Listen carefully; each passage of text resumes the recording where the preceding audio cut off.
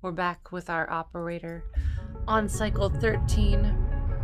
I didn't realize that we had gotten that far with our first stream, 13 cycles in, given that the game can be completed in up to 40 cycles. But we're going to go beyond 40 cycles because there's a lot of stuff that I didn't get to experience. And I was sort of afraid of something that would happen if I stuck around on the space station in the playthrough I did on my own. Okay, what are we doing here? We have stabilizer. We're stable right now, though. We got scrap. Do we need scrap for our new apartment? No, we need to put in work for our new apartment. Right, we need endurance to seal it up. What do we have for... Oh boy. Let's see.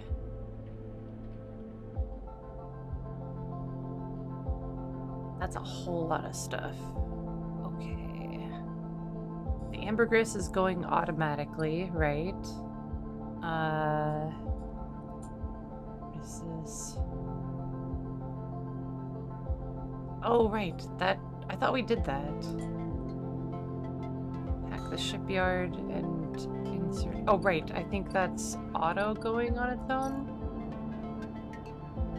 Yeah. His Ripper Worm just has 2 more cycles to do that. Okay. I don't know if we'll be able to disable our tracker. We need to build a ship mind.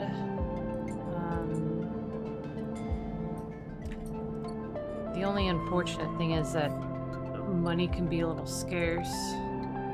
And one of the easiest ways to get a ship mind is by purchasing it from whenever ships dock over here.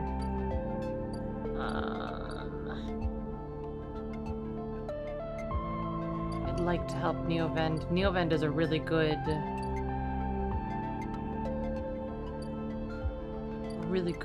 partner. Viola, hello.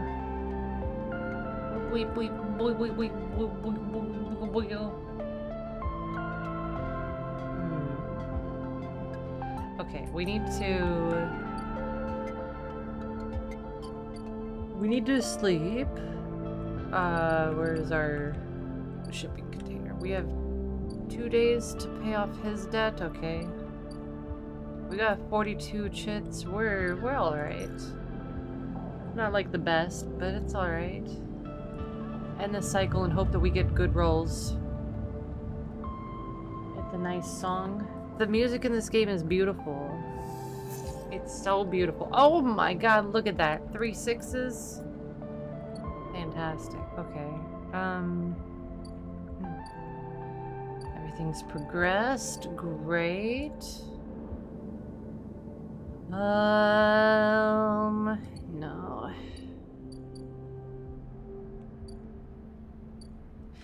The easiest thing to do for money right now is to just get in this assembly thing. Pretty good at both of these.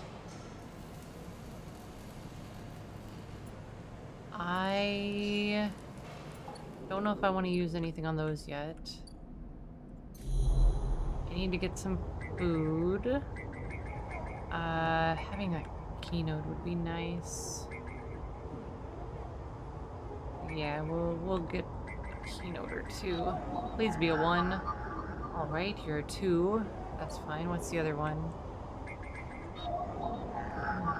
Okay, I can get both of them. Since I have the upgraded thing, I should be able to get money every now and then whenever I'm stealing data. That is not for right now, I guess. Bypass that. There we go. 5 cryo. Mothermore, hello! Lurkin? Hell yeah, thank you so much for the lurk. It's always good to have you here. That's just doing its thing. hope you had a good holiday, Mothermer. I do want to get this unlocked. But, oh man, that's a lot of commitment for not having +1s.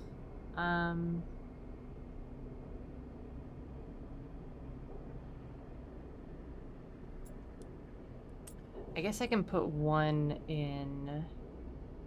Blistered with precarious elevators and stairways, a spoke can be navigated from the outside, but the climb requires bravery. A tangled network of service passages and makeshift tunnels cut through the spoke as if it were a hive. There are no maps here. I don't know what I can get from going inside the spoke. I presume that the extra risk has a better benefit, right? I'll do this one. I'll go inside. I mean, I have a 6, so it's 100%. Okay, I don't get anything extra. That's fine. I do unlock... Yeah, we got the freight operator. Alright. Stealing shipments from midline is going to be picked up fast even if you're careful. Their systems can't be fooled for long.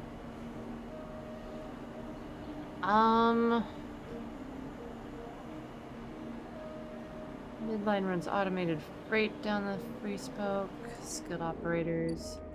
No. There's another thing that we can do here, I think.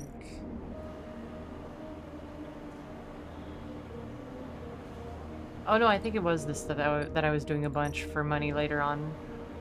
Okay, that's good to have that unlocked. And then we have the Founder's Gap, which is expensive as fuck. But what we're gonna do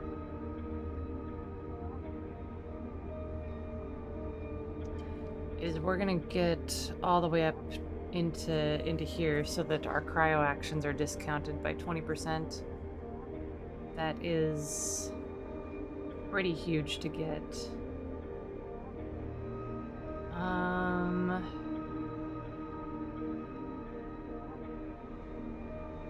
I need to get rid of this -1. And then having the self-repair is pretty good also. Our first priority is getting rid of the -1 because that's making it harder to make our new home.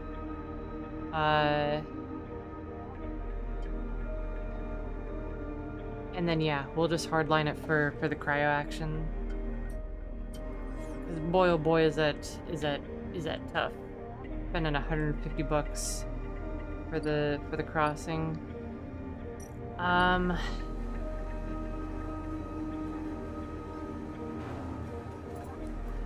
feel like it would be best to do this. This way we get a little bit of money and we get some stamina back. I don't want to spend any money until we pay off what's-his-face's debt. So this will probably be the best way for us to get fed without spending money. And we made some money. Look at that! 3 energy? Easy peasy. Alright. Thank you, Ming. He's such a good guy. Just like letting us work there and eat. Alright. It doesn't really matter what we do here. Last time I was an engineer, a machinist. I don't remember the archetype. But I was doing this the entire time. This time I'm going to do interface the whole time. Incredible. Oh. We got an extra $5 for whatever we were doing there. Hell yeah. I don't know what to do with these other keys though. I'm sure it'll come up eventually. I do want to get a drink. We can spare $6. If we can't, if for some reason it's like really expensive to pay off the guy's bill, that's fine. Because last time I neglected this until the very end, and it like unlocked like a whole set of things that I was like, oh, I don't have enough cycles to be able to go through all this. I want to see what's going on with that. Oh yeah, we gotta get info for Caster. And then... And then... That's a pretty good one to get. Okay. I know what we gotta do. Okay. 3 things should complete next cycle, which will be exciting, because we'll also get a shit ton of points to put into our character. We might become not fully stable, not in the yellow anymore. Don't take away one of my dice. Oh, okay, we're flickering. That's fine. That is a-okay. Those are pretty good rolls still. Let's go talk to Fang. As you arrive, Fang comes striding towards you, taking you by surprise. Let's go, sleeper. He puts a hand on your shoulder and turns you back the way you came. Go where? To the Hardenhurst. He gives you a sideways glance. Isn't that what you're here for? He steps into the passageway, guiding you downring towards the shipyard. Sorry for the hurry, but we have something of an opportunity. That data you ripped? Well done, by the way. He grins. Tells me Hardin is making a rare inspection of the sidereal horizon this cycle. It's the perfect chance to confront him outside of that compound he hides in. Fang takes a sharp turn onto a dimly lit side passage. Confront him?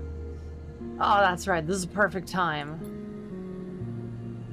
Fang slows and slips into a dark service tunnel where, somewhere in the back, a water pipe drips. It's him, sleeper. The same Hardenhurst. So before we found out from other data that I gathered in like ancient servers that are long like disconnected from everything, that Hardenhurst was like part of like the founding of the Eye, but also like a corrupt part of it and should be punished or something. And Fang has a vendetta against the old corporations that set up the Eye initially, because his parents were pretty much slaves. Think of like if Walmart bought an entire state of the US and owned every like store and factory and just like everything. So like you're making money from Walmart, but you're also spending your money back into Walmart, and so like you're not, you're just like, you can't really escape them. It was like that kind of deal. I'm not explaining it that well, but it's good enough. Oh shit. Our worm ripped out decades of records that mention him by name, an entire trail of documentation from the first days of the Solheim collapse until now. He wrote out the whole thing, slipped into Heaven Age when it first broke off from the Union. He paces in the tunnel, a hand rubbing at the back of his head. I need you to understand something about Solheim, sleeper. I don't know what you know about the collapse, but it wasn't as instant as it sounds. It wasn't like Solheim was here, running the station one day, and the next Erland's Union took power. Back then, Solheim knew this place was slipping away from them. As the palladium market collapsed, they tried to keep the contractors here working. The pay got smaller, the costs higher. People like my parents were forced to work non-stop just to keep a berth on the station and water in their tanks. So that's what the whole situation is like. Because they control like the entire economy of like paying workers and also the price of things, like they can just exploit people by paying them less, raising prices, which ends up forcing them to have to work more. Oh, it's awful. Ugh. So I'm squeezed every last worker until the mistakes, the accidents, were coming in non-stop. And as new waves of contractors came in, desperate to work, Solheim welcomed them, taking bribes instead of checking pilot licenses. The whole time, Solheim was folding up, dragged into court cases in the central systems, while this severed limb of a station still desperately tried to take all it could. The riots came after a collision at Dock 2. A young pilot, his MEV overloaded with palladium, miscalculated his trajectory and took out a section of the ring. Hundreds died, thousands panicked. My parents told me people were terrified, and the blame fell squarely on Solheim. People like to tell stories about Erlin, how he brought the factions together, spoke to the crowds, turfed out Solheim. Maybe that's true, but my mother, pregnant with me, locked herself in their MEV and welded it to the dock while my father joined the impoverished crews trying to seal up the ragged edges of the gap. He never came back. Fang pauses in the dark. They sealed it up, though, and by the time they did, Solheim was gone, abandoning every one of us to the black. Apart, Fang finally turns back to you now, his eyes burning. From shits like Hardin. Shits who held their place, rode it out, slipped into the new structure like nothing had changed. Standing shoulder to shoulder with those they'd exploited at every step. Fang starts walking again. That's why I can't just let him strut around the shipyard. This time, his past catches up with him.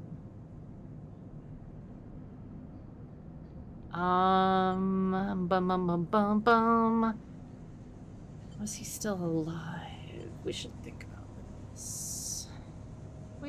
about this. What is it actually? Feel free, but I'm going now. All right! Fang rejoins the main passageway, which is now wide and glass-roofed. Through the ceiling, you can see ships in mid-construction, their flanks lit by the flashes of plasma torches. The entrance to the shipyard is ahead. Oh, this is crazy. Fang turns to look at you. Don't come then, I won't force you. You stand across from each other in the corridor. What is it then, Sleeper? You coming or not? Yeah, I'm coming. Oh, I'm coming. Fang grins. Huh. Let's go show the shithead some consequences. He strides into the shipyard entrance and pushes through the doors. A web of corridors lead through the complex. Snatches of the construction crew bays always appearing through the windows. Ships are suspended like whale corpses, skeletal, imposing. Fang seems to know exactly where he is going, and before long you cross into a huge dry dock, locked to the side of the sidereal horizon. A network of platforms and scaffolding cling to the ship's hull, filled with workers and equipment. The sound is stretched out by the vast space so that the welding, cutting, and sealing seems to come from everywhere at once. Both you and Fang spot them at the same time, a group walking slowly across the gantry, and at the front 2 men, one gesturing toward the ship, and the other stick-thin, cleanly dressed with a shock of gray hair. Hardin. You and Fang say his name in unison, and Fang sets off up the staircase to the gantry, with you following behind. As you come closer to the same level, the group is passing closer, the 4 men gesturing to the work being done throughout the dock and Hardin nodding along. Hardin Hurst! Fang shouts across the noise, taking you by surprise. His voice bounces and comes back in a rippling echo. The figures turn. Yes? Hardin asks quizzically, raising an eyebrow. He glances between you and Fang, and you see his gaze linger on your body, unsure of why a sleeper might be in this place. You're a traitor, Hardin. A Solheim executive who tried to hide here among its victims. Fang's voice is steady, strong. You stand for everything that I was rebuilt in the shadow of, against everything Erlin stood for, everything Heaven Age stands for. You have no place on this station. For a moment, stillness descends on the group, as if everyone was held in place by the rattle of construction. Hardin laughs. Well, good to meet you too. What voice do I want to do for Hardin? Like a wharf stash? Well, good to meet you too.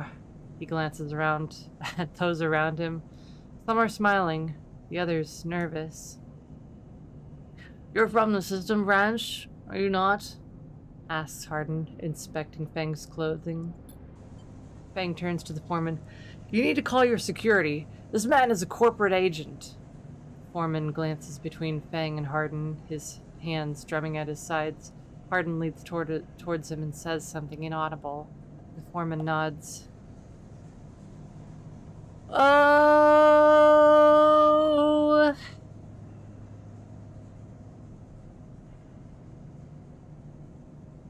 I'm gonna stay silent. Fang holds up a stick of memory. You guessed right. I am systems, and I have records that link you directly to Solheim right here. He turns to the foreman again. So once again, I'm asking you to take this man into the custody of the shipyard. The foreman remains still. Hardin's voice is calm, measured. If you have such data, why hasn't it been submitted at the members' meeting for proper review? He shakes his head. I have nothing to hide, unlike a man who does not announce his name, who enters my shipyard with corporate property in tow, and tries to turn my own men against me. You hear it now, the echoing sound of boots on walkways coming from all angles at once, and then settling behind you. Oh, God! Okay. Please, says Hardin. Submit the data through the correct channels, then we can talk. For now, however, you must leave. He gestures behind you to the security detail, their hands on boxy black sidearms at their sides. Fang spits. Hardin, you shithead! You can't wriggle out of this one. A security officer draws their weapon and levels it. Fang turns and stares him down.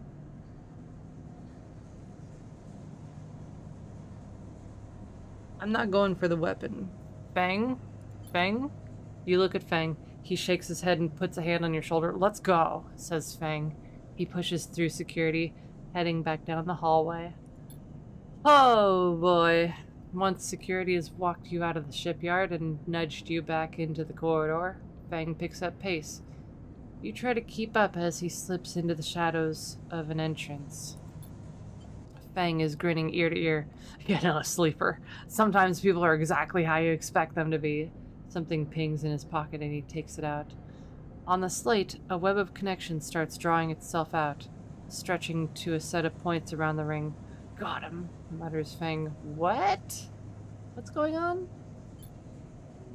Hardin is doing what any snaky shithead always does, calling his friends. We're tracking his outgoing messages. Fang's grin looks ghostly in the light of the screen. The old ways are the best. Spook them good enough, and they'll give the game away. Uh-huh. He jabs at the slate, and you see the web is being drawn over a map of the ring. Lines bouncing from point to point. All these dots, these are Hardin's buddies. The ones he's messaging right now, and we're gonna find them all. That was on purpose? Of course, Hardin isn't working alone. We need the full set or nothing. Fang glances around and slips the slate back into his pocket. Well, you better split for now, sleeper, but this is exactly what we need. Good hunting. With a pat on your shoulder, Fang drifts away, back into the flow of people around the shipyard entrance. You watch him go, unsure whether to be angry or impressed. All right. I hate that.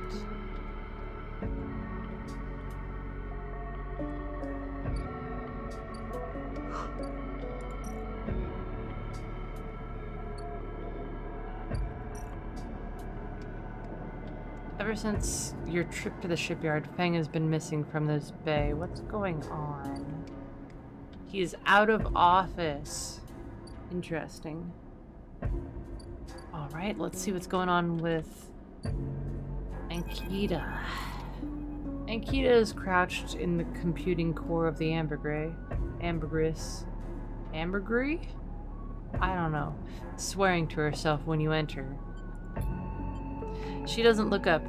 These shits completely ruin the core's connectors when they cut it. She holds up a thick fistful of ragged wires.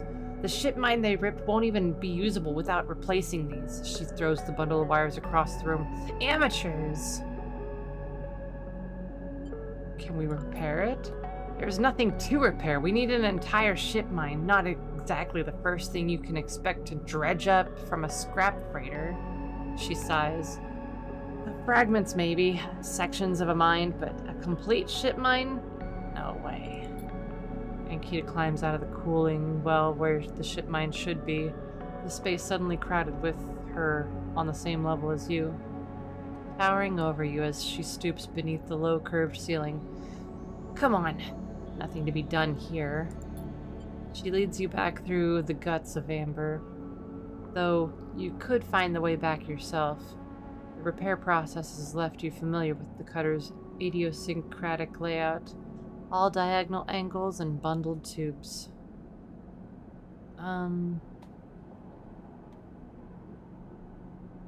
Let's walk in silence. She seems a little upset.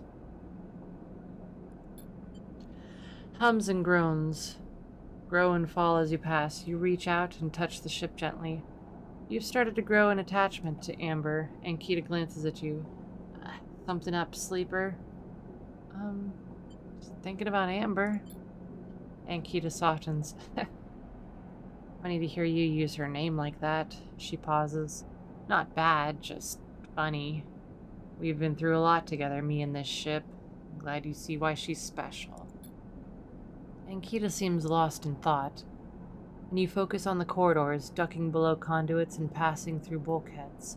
Eventually you arrive in the galley, though it's hard to tell. Most of the branches and prep surfaces are covered in half-stripped components and welded hull patches. Ankita shoves a box of filters to the floor and sits. There's no way around it, she starts out of nowhere. We need a new ship mine. Well, I can probably salvage one. I like your confidence, Sleeper. Maybe if we check the ort exchange or speak to some scrap dealers. She rubs her forehead.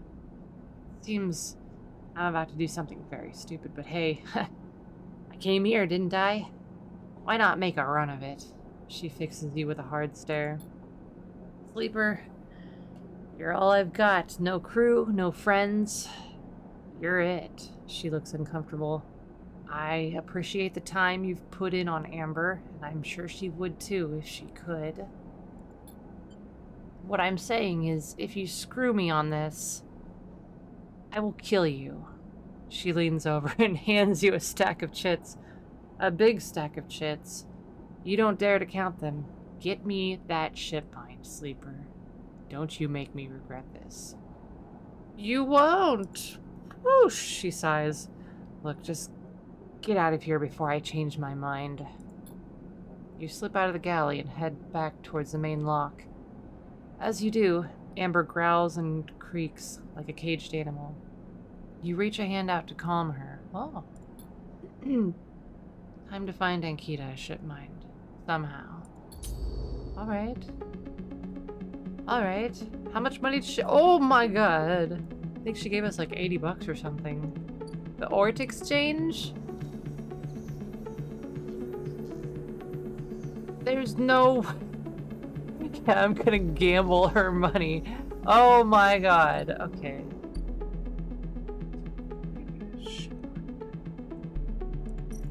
I think one of the things that I do need to do is sell scrap so that I get the trader thing up. Luckily, I don't think I have a time limit to,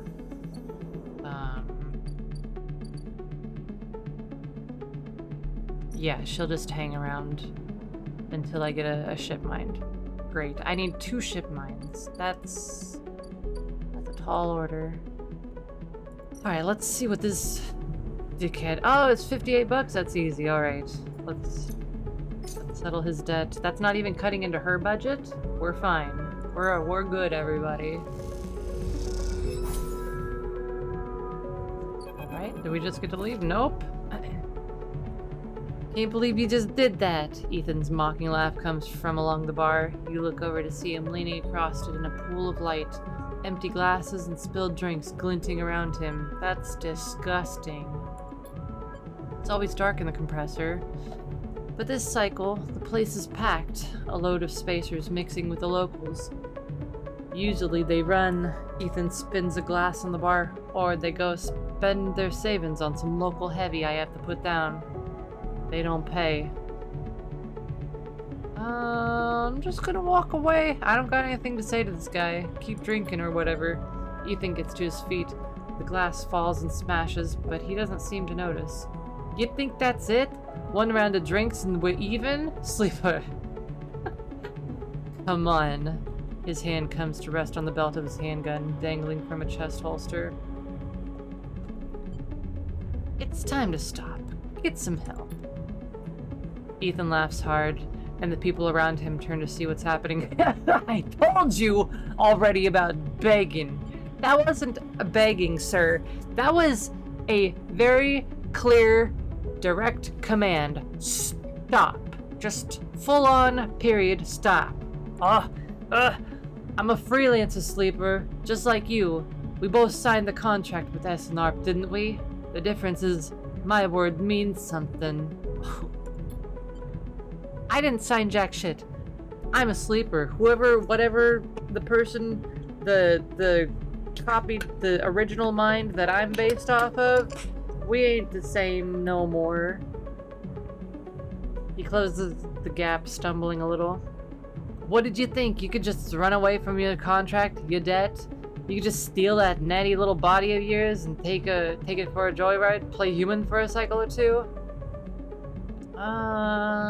You don't understand. You really don't get it. Yeah, you don't get it. It's you, Sleeper, that doesn't understand. Some of us pay our debts, but it's all harder because of idiots like you. Though I should thank you, Ethan nods his head heavy, for giving me such an easy job. I'm used to outlaws, you know, real bounties. If I knew catching sad little escapees like you was so easy, I would have changed clients ages ago. Someone shouts from the back of the bar for Ethan to shut up. He holds a finger up in the general direction without turning around. Shoot me or let me leave. Shoot me or let me leave. Shoot me or let me leave. Oh, I see. Toughen it up here. He gestures wildly at the crowd. Thumbs up without thumbs down, folks. Oh, people in this bar obviously don't like you. Nobody likes you, sir. Most turn back to the drinks, no longer interested in this tired show. Ethan mutters insults as he walks back towards the bar. You fucking two-bit. Bleh. Ethan sits heavy back down on his stool and searches through his glasses for one with something left in it. The thing is, Sleeper, I can find you anywhere. It's actually wild that you haven't figured it out. That body isn't yours, and it will always betray you no matter what. He finds a glass and downs the contents. So please, go. I'll catch up with you whenever I need another drink. He laughs and taps the bar for a fresh drink. Look at yourself, man. Give it up, Sleeper.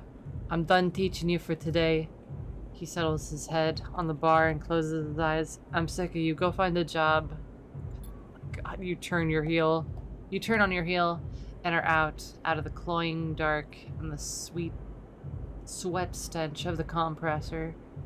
You walk hard and fast down the walkway, anger driving your footfalls into the metal of the rim like hammers.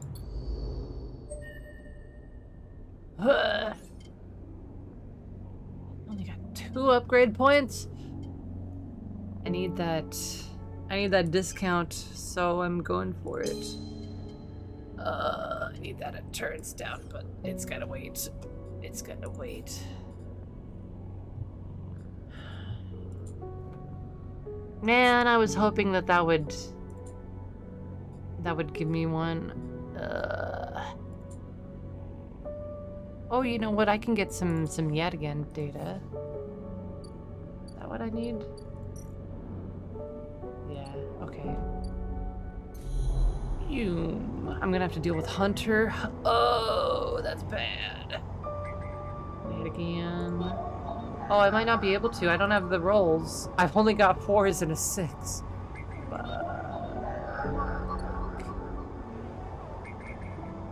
Heaven Age, Heaven Age, Keynote. Alright. Well, I can't do that this cycle. That's fine.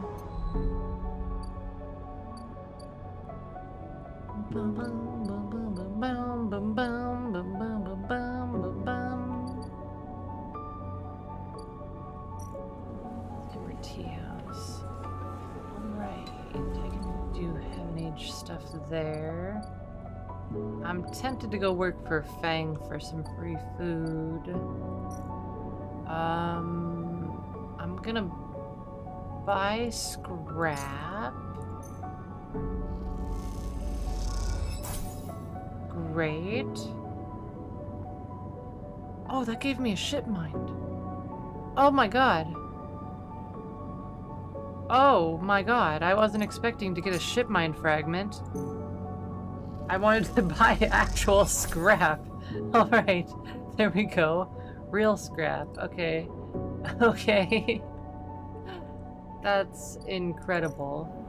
Because over here, I want to put in some scrap. Get some money back.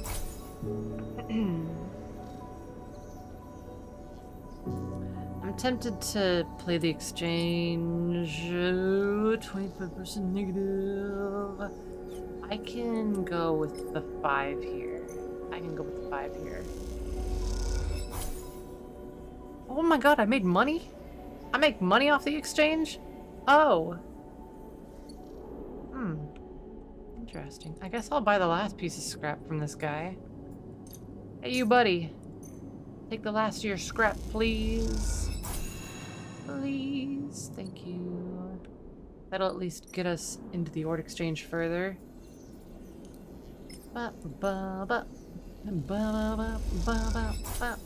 Fantastic. I'm pretty sure once I finish the Ord Exchange thing, it'll unlock a thing where I can build a ship mind or something like that. I don't super remember, but it's something along those lines. Let's see. Let's go over here, start this action.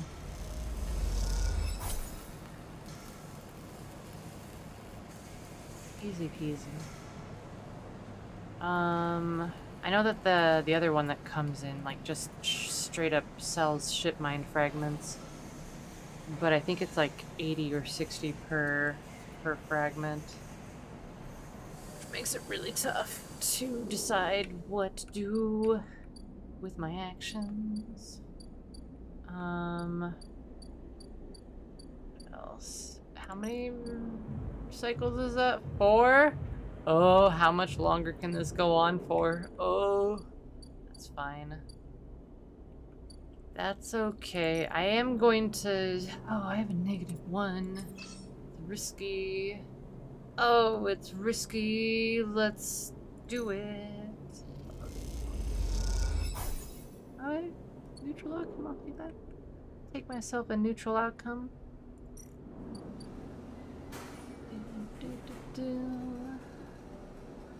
I am not going to do that. That's not very good. Let's take our +1 for scaling the spoke. I think that's pretty good. Pretty good set of circumstances. Yeah, okay. Fantastic. Then we can end the cycle. See what the next cycle brings.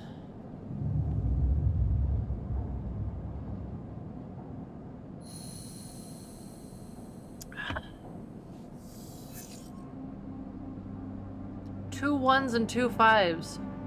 Oh, that's bad.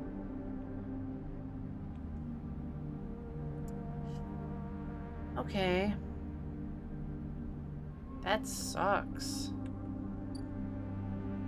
Ship is gone. That one's gone. Port exchange. I need to eat food. I should just pay for food.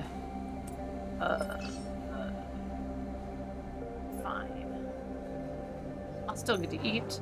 Right? 1 energy. Okay, I got it. That's alright. Start action. Fantastic.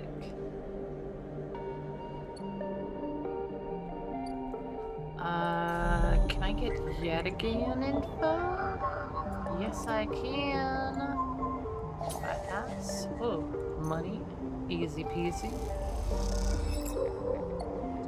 Great. And then one more, and then we're gonna have to deal with Hunter.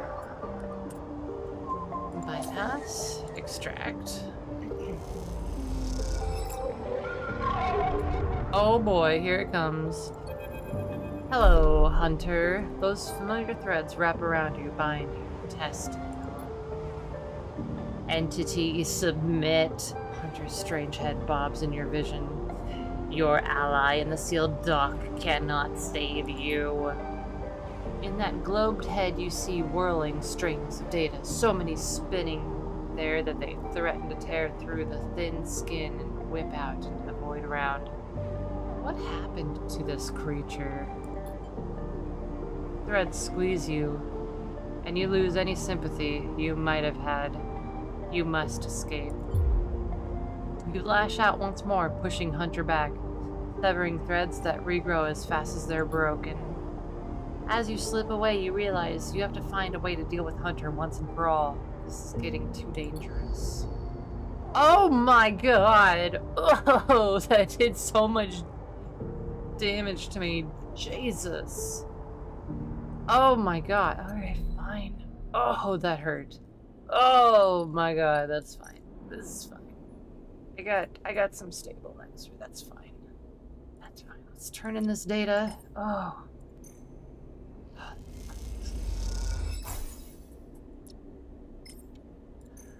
Oh boy. Terminal chirps, the data quickly tucked away in Sabine's encrypted system. Fantastic. As you turn away from the terminal, the final cache of yet again data uploaded, the air crackles with white noise. Sleeper, Sabine's voice, weaker than before, comes through the haze. We'll just listen. It's probably recording. Oh. Specifically not a recording. This is not a recording, Sleeper. Please, I don't have much time. The call must be coming in from somewhere on the station.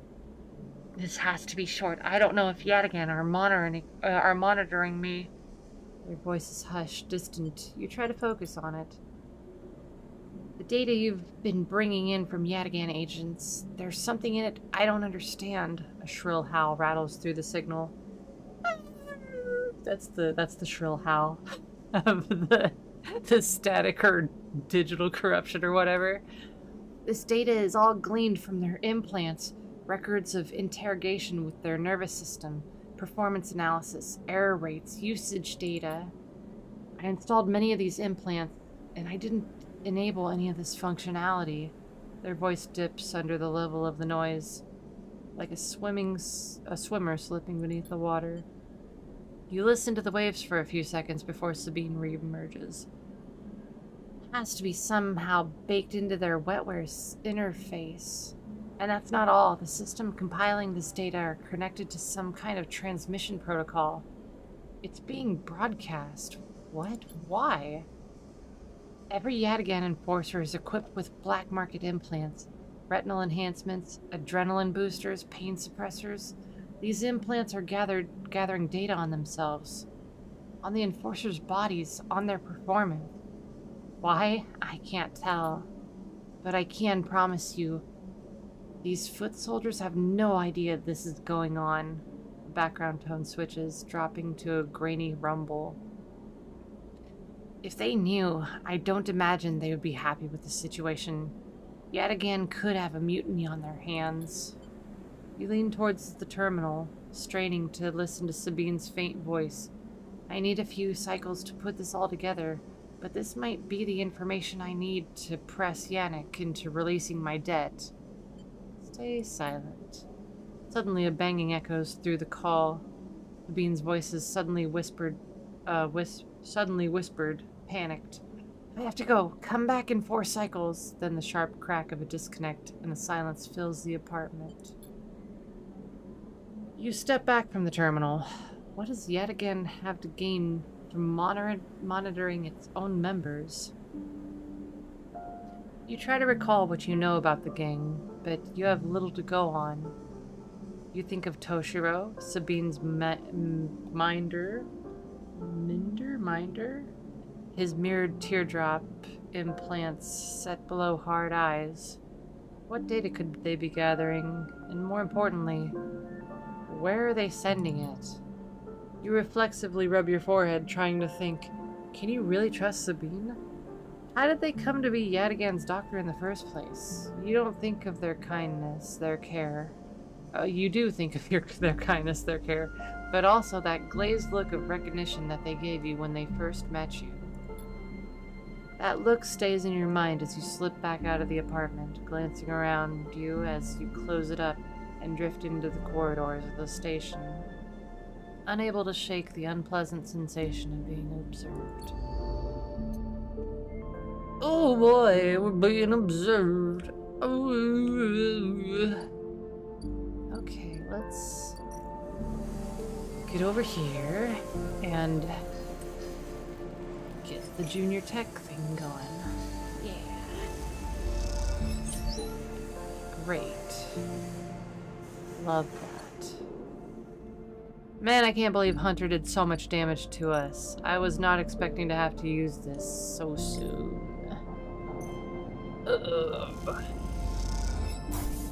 There we go.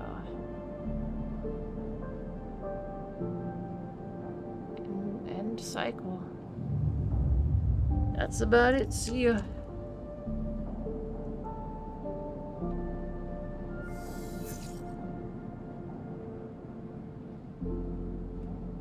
Those are alright rolls. Definitely had better rolls, but those are alright. Man, it takes 3 cycles for that fucking thing to come back. Okay.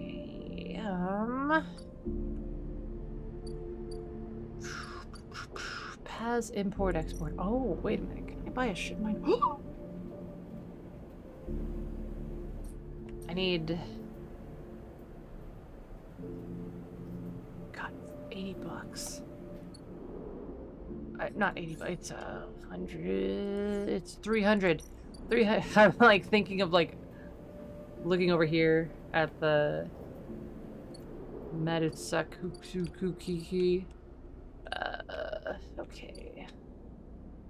I don't get scrap from anything anymore. Okay, that's fine. This is fine. I was able to do that. I don't think I need to go and get any info right now.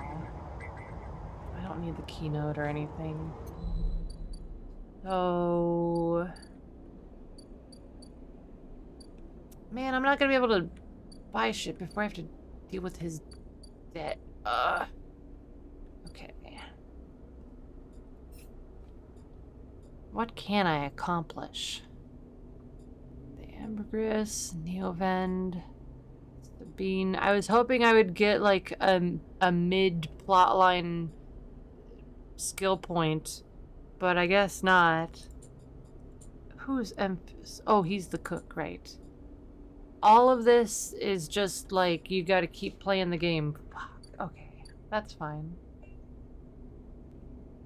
Goddamn robocalls. Get out of here with your robocalling. Let's see. I could work for Minji so that I can get my food all the way maxed and not have to worry about it for a little bit. You know? You know, it's 50-50, but still. There we go. I mean, that's pretty good. I'll take it. I'll take it. That's pretty nice overall. I could save up 300 bucks, but that sucks. That sucks to have to do. Easy peasy. I'm tempted to just toss in a 3. Because the chance of failing isn't gonna max out quality control immediately. And I don't have anything else to use my 1s and 2s on. Alright, there we go. We are system tech activated. Each shift, a crowd of would-be workers gathers outside the shipyard, each of them clinging to a 4-digit number printed on receipt paper. These are their assignment numbers, and you are either called for a shift or you aren't. As you arrive, the crowd is restless, and chatter rumbles through the lines. For those who, like you, have graduated to the work teams, shifts are guaranteed. Having just walked out of a meeting with a supervisor where you were praised for your efforts, you feel the glow of a job well done. Yet, you can't help but feel empathy for those huddled as you pass, waiting for their number to come up. You keep your head down as you leave the shipyard, feeling a little guilty as you do. I don't remember the voice that I gave to Lem.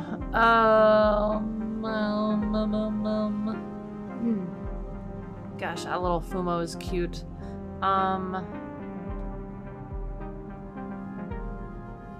Oh, did I give... I don't remember if I did Kel's voice or Hero's voice. Sleeper, wait up. Lem's voice trembles as he shouts above the rumble of the crowd, and you turn to see him pushing through, Mina, crying in his arms. Oh. Good to see you, friend. I think I gave him... Yeah, it's a little too rough. Good to see you, Fred. Yeah. That's a better voice. He's breathing hard after shouldering through the waiting workers. You made the work team. Good for you. He tries to catch his breath, stroking Mina's hair as he does. Shh, baby. Give me a second here. He smiles weakly at you as he comforts her, and her cries start to fade. Out of the crowd, he sets Mina down by his side. Shiny streaks down both of her cheeks. As he does, you see he's clutching an assignment number on a crumpled piece of paper. Is Mina okay?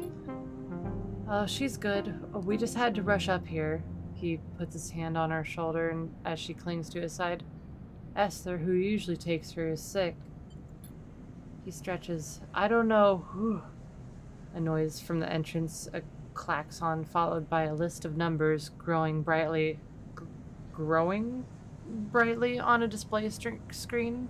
The crowd responds instantly, pushing and pulling as people try to wade to the entry checkpoint. Lem stops and turns back towards the crowd, then glances down at the crumpled paper. Oh, that's my number. Shit. Mina? He starts patting the pockets on his gear and glancing around. Go, I'll watch her.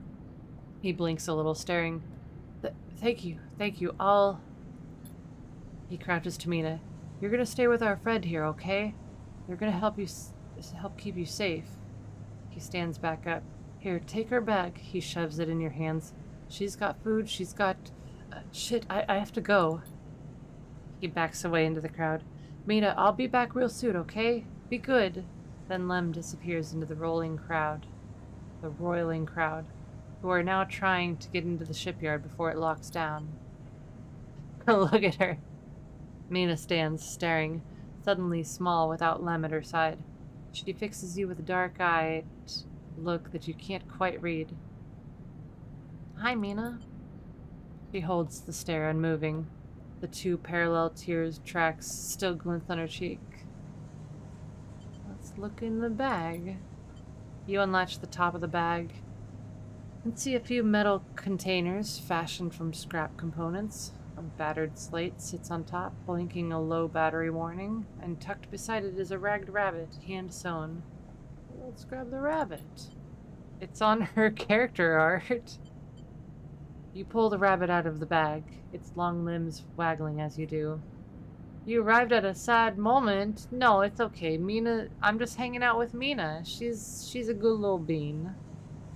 Its long limbs waggling as you do. Mina goes to jump and grab it, but holds herself back. She stands and hugs herself, eyes on the rabbit. What's their name? Mina turns away and looks at the entrance to the shipyard. This isn't going well. Okay. Here. You hold the rabbit out and Mina snatches it from your hands. She hugs it tightly without looking away from you. Bun Bun, she says, staring you down, ferocious despite her size. Hi, Bun Bun. You move a little closer as you speak, closing the gap. He doesn't speak, she says. She looks at you suspiciously, but her face softens a little. She waggles Bun Bun in front of you and then walks him up your arm and onto your shoulder where he sits. Oh.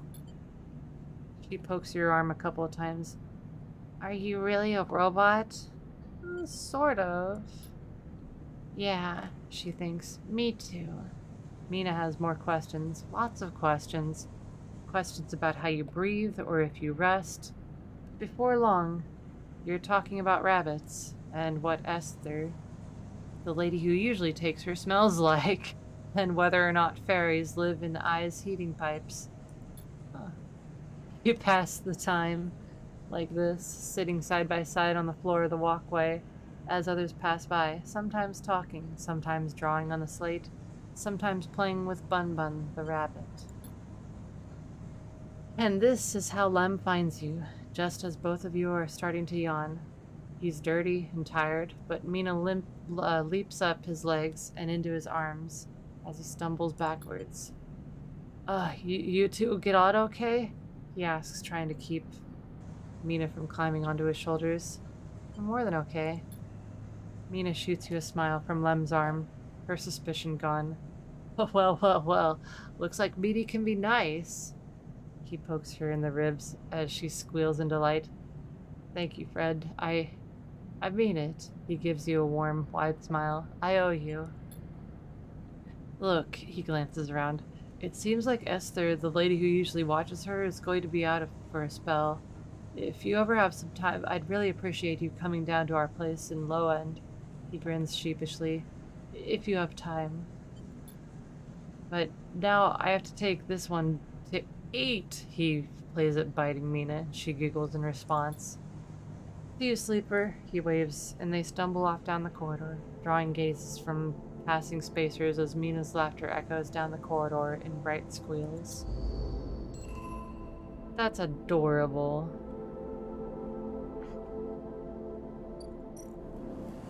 What is new? That's a lot of building for the Sidereal Horizon. Holy shit. Holy shit. Okay. I didn't get a point. I need things to be cheaper. Money's so tough. Oh, money's tough. You know what? Money might be tough, but I can get myself a drink. And by drink, I mean make it two. Fantastic. The glass shatters on the steel bar beside you, and the taunts don't take long to follow. Hey, Haunt, the spacer calls across the low room. What are you doing here? He laughs at his own lame joke. Playing human? Ignore him. I'm just gonna continue drinking my drink. You hunch a little further, staring at the hundreds of tiny impact points that scar the bar's surface. A hand falls on your shoulder, but as you flinch away, it pats reassuringly. You freeze in place. Out. The voice comes from behind you, spat out like a shot. You turn to see bright eyes, dark hair, a stare that could breach the wall and vent you all into hard vacuum. As you turn back to the spacer, the second glass comes sailing through the air. Catch? Sure, I'll be dumb and try to catch it. You reach up a hand and the glass shatters across your forearm, showering you in fragments. Through the haze of glass and Gyrole vapor, you see Tala leap the bar and close the distance to the spacer. The thud as he slams into the wall echoes around the bar like thunder. Now flanked by other figures, quick to their feet, Tala throws the spacer out through the door and stands silhouetted against the rotunda lights. You touch your arm, and it feels wet. Someone helps you to your feet and back onto your stool. Broken glass rattles as it's cleared, and a fresh measure of Giriol is glugged out in front of you. The same hand, warm, heavy, falls on your shoulder once more. He isn't coming back. We don't tolerate that kind of shit here. Tala flops onto the stool beside you. Let's get a look at you. Tala wipes the powdered glass from around the wall, and someone places a bottle of alcohol and a metal tin with tweezers on the bar. She disinfects them and then turns to you. That was an ambitious catch. She smiles, pulling a sliver of glass from your forearm. Stupid, but ambitious. You don't feel the pain, only the sting of status messages your body delivers concerning dermal damage and exposed structures. You do feel the care, though, as Tala's bright eyes search your thick, synthetic skin for splinters. Oh, watch her. I am autistic after all.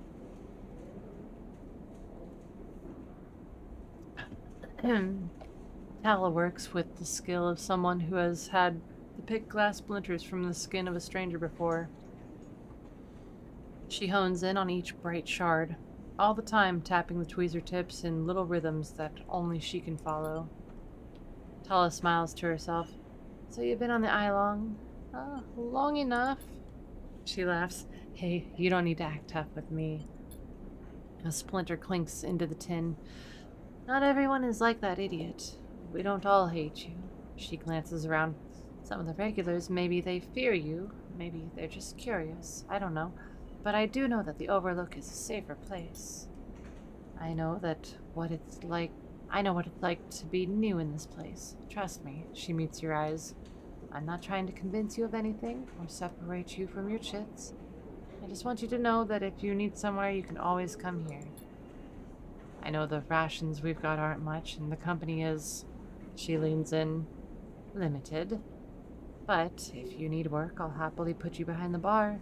And if you need shelter, well, we can discuss that. You'll be safe. I usually have Francis on the door, but he's up in the greenway this cycle, haggling with our supplier. Francis tends to be particular about what we serve, even if the clientele isn't. She places her tweezers in the tin with a clink. That's you, Sleeper. Here. She slides a glass of Giriol to you. This'll help. She stops, her hand still on the glass. Wait, does this help? I mean, can you get drunk? I have no idea. He laughs. Well, keep trying. I'll let you know if I see any difference. She walks back around the bar, gathering the glasses as she does. Before long, is retelling how she threw that spacer out to a new group that just wandered in, complete with dramatic actions. She is buff as fuck, so that's fair. I could believe that she could throw some people out.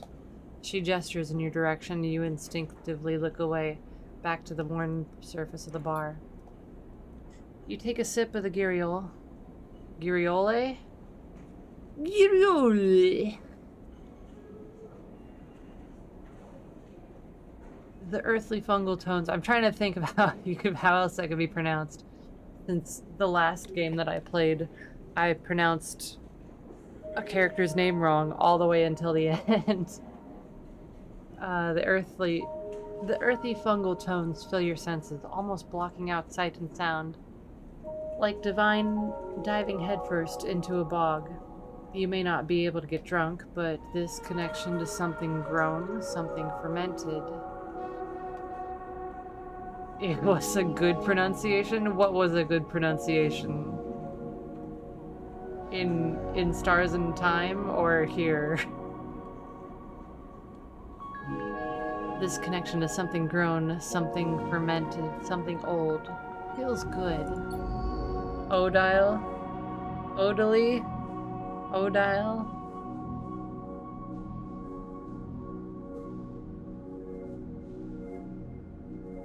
How was it supposed to be pronounced? I don't remember. Odile? I think it was supposed to be Odile, right? Odile. Yeah, that's right. Alright, so what can we do at the Overlook Bar? We can have a bar shift. Oh, I wonder what happens.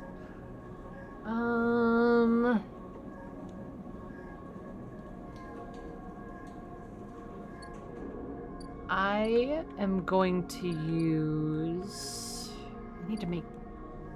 I gotta make money. What is... Oh, that's Lemon Mina's. Right. Babysit. Lem can't work shifts in the shipyard unless someone watches Mina. You two seemed to get along last time, and Lem is desperate. Unless Lem gets time in the shipyard, he won't qualify for the Siderail crew lottery. Watching Mina gives him that chance. Okay, so finish this before I finish this giant-ass project with the Siderail, right? Yeah, that's so much. That's a lot of money, though. How much money do I make? Hang on. Let's just toss this in here. Your work as a junior tech has qualified you to work in the team handling the final tech fit-up of the Siderail Horizons Bridge. A vast job. Why is it dangerous? Start action. 15 cryo plus an extra 5 cryo. Alright, that's pretty good. Pretty good. What do I use this single roll on? Got anything safe? That's risky. Something safe that's not gonna screw something up. Something safe. I don't need that yet. Hopefully I can get my discount going before...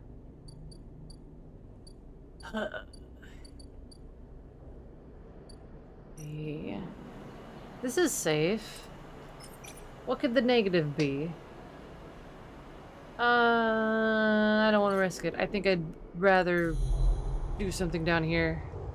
Let's grab some Heaven Age info. Never mind, that's a keynode. Heaven Age? Agent. Hello, sir. Oh, 2 or 3. Alright. How about you? Hello, sir. Okay, 2 or 3. You fucking encrypted this yet again. I don't want to... I could. That would be fine.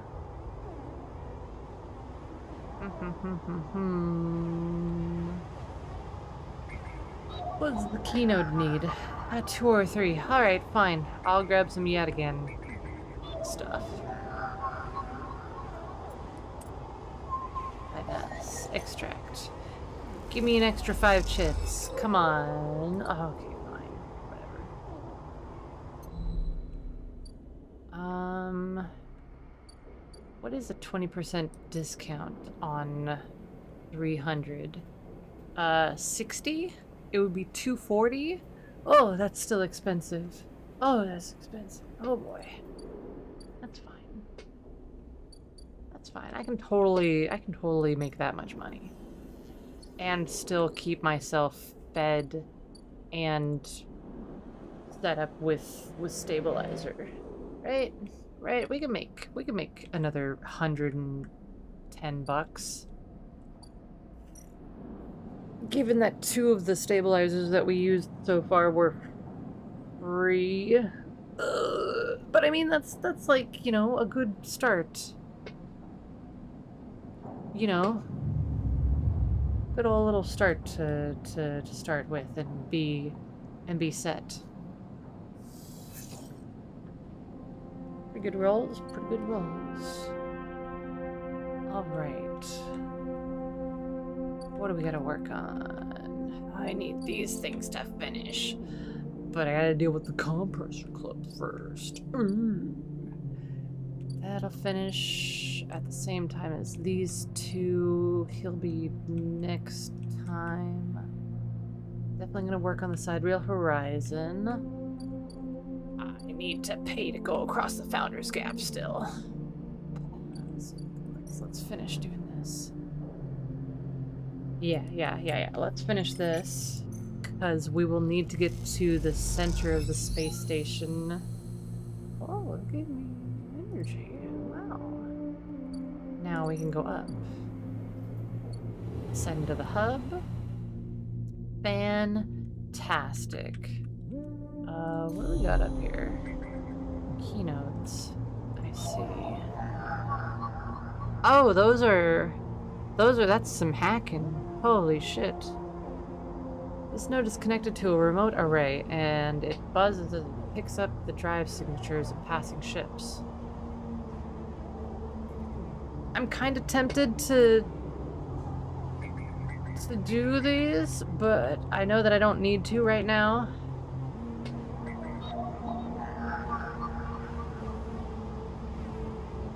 Sealed Solheim office. Oh, well, that's interesting. I definitely could do all three of these. I've got the roles for them right now. And then I can go work for... let me do 2 of them. Oh, wait a minute.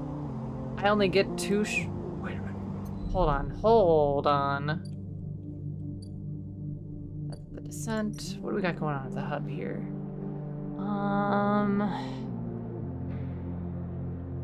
Stacked bays house a flow of incoming and outgoing ships. The digital manifest will help you get your head around this place. The hub is thronging with spacers from across the surrogate systems. They can be a prickly bunch, but they know the place well. Weightless wanderer. Up here there's no gravity, so even just moving around takes a while to get used to, let alone navigating the bay. Because the outer rim is the part that spins. This is just like the center, right? I could do either of those. Engage gives me a chance at energy?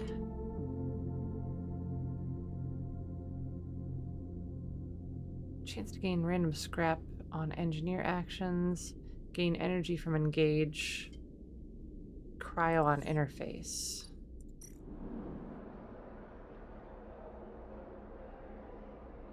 I like gaining energy.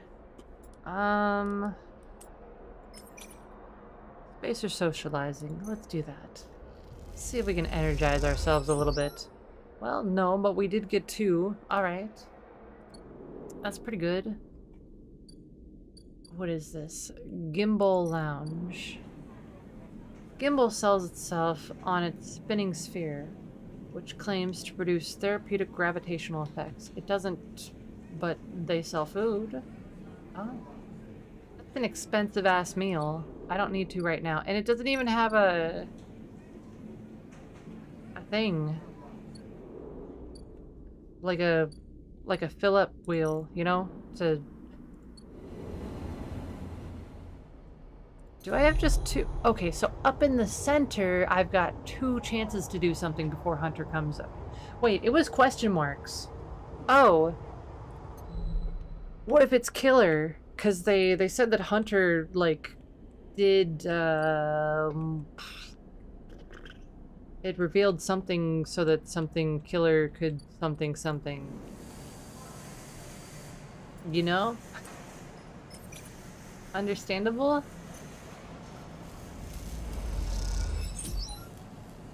Making money. Working on the side real horizon. Let's go help Lem out with Mina.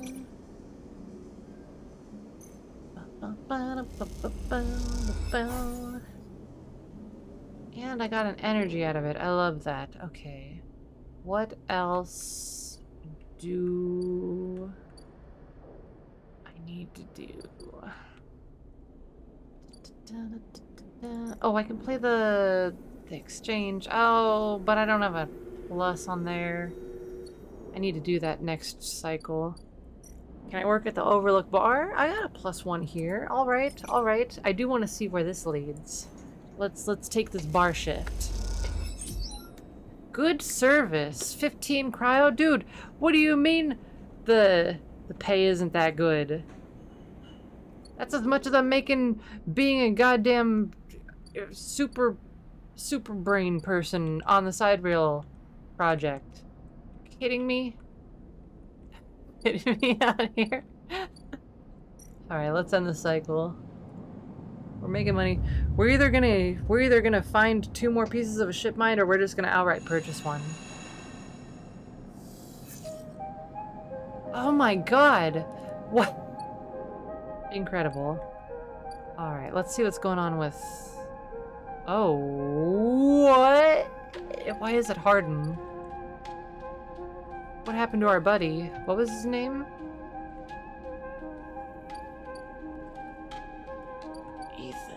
I don't want to deal with Ethan. Oh, but I have to. Oh, I don't even get an option to do other... to, like, wait a turn or 2. Okay, let's deal with Harden first. Oh, it's been more than a few cycles since Fang confronted Harden. And the silence since has been noticeable.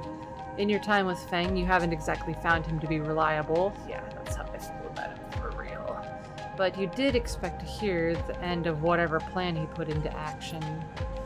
But if he won't come to you, you think as you approach the Heaven Age building, then it's time to come to him.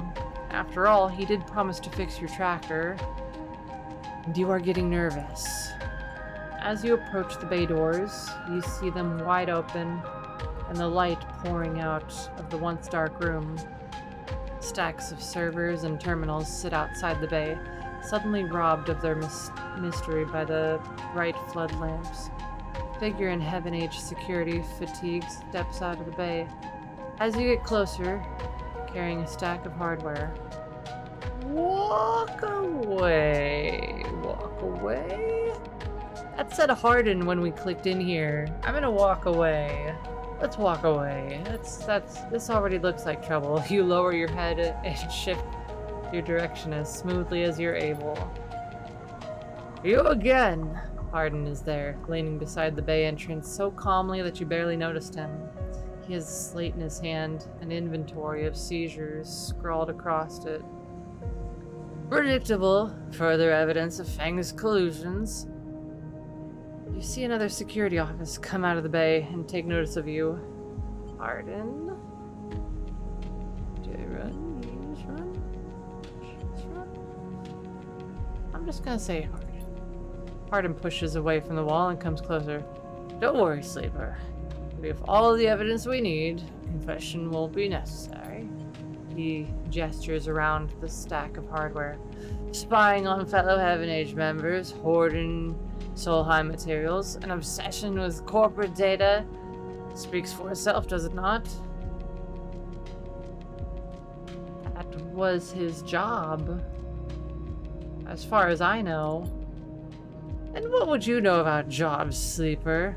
He looks up at the glass roof above and the stars beyond.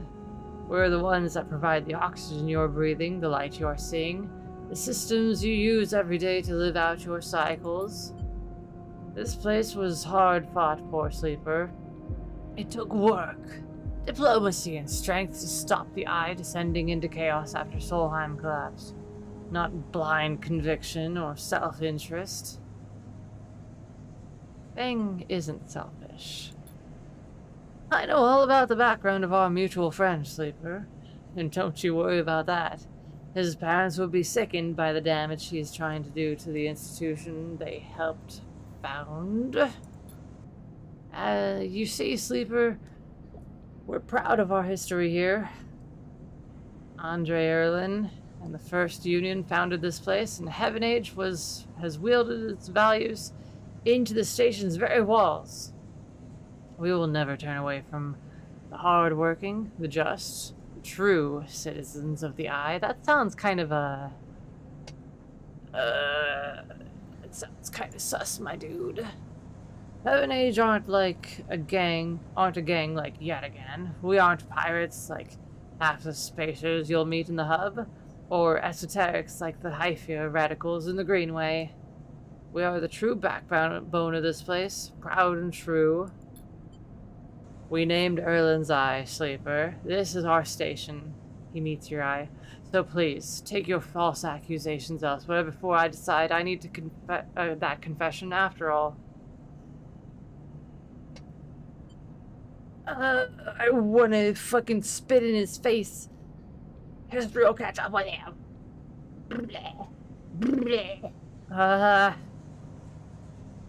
It'll catch up with you. I'm not afraid of history, Sleeper. We are making it here, cycle by cycle. He smiles. If you have any pride, you'll give up Fang the moment he contacts you. You know where to find me. With that, Hardin turns his back and walks back towards the security officers, ordering them to continue the clear out.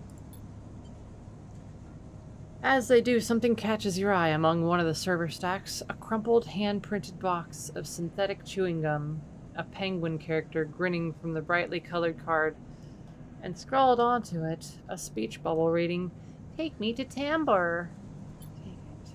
Carefully pocket the box, making sure no one is watching, and then turn away just as another stack of servers is wheeled out of the bay. What have you done, Fang? And where the hell is Tambor? Alright, that was awful. I'm gonna go pee before we confront Ethan. Don't you go nowhere. I love you. Oh god, I'm using a different profile on OBS and I don't know where my thing to switch over stuff is. There it is. I'll be right back.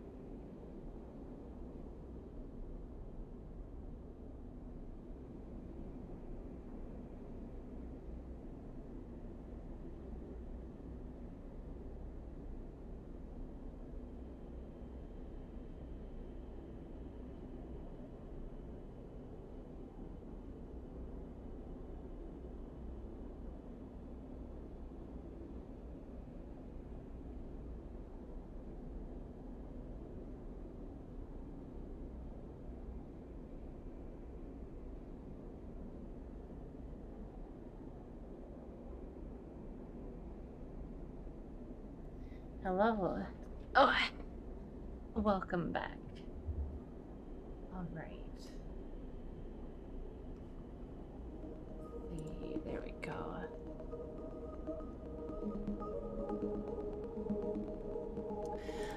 Bam, bam, bam, bam, bam. All right, now it's time to confront Ethan. Oh boy.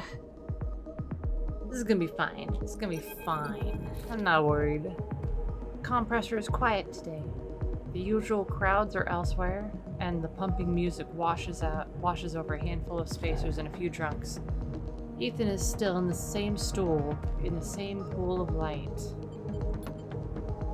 His head low, close to the bar, and the bartender is ignoring him. Oh, I need to pay this stupid guy. Approach him. As you get closer, he lifts his head and turns. Sleeper! He turns to look at you. Time to pay up again, isn't it? He gestures to the bartender. Come here, take that shit.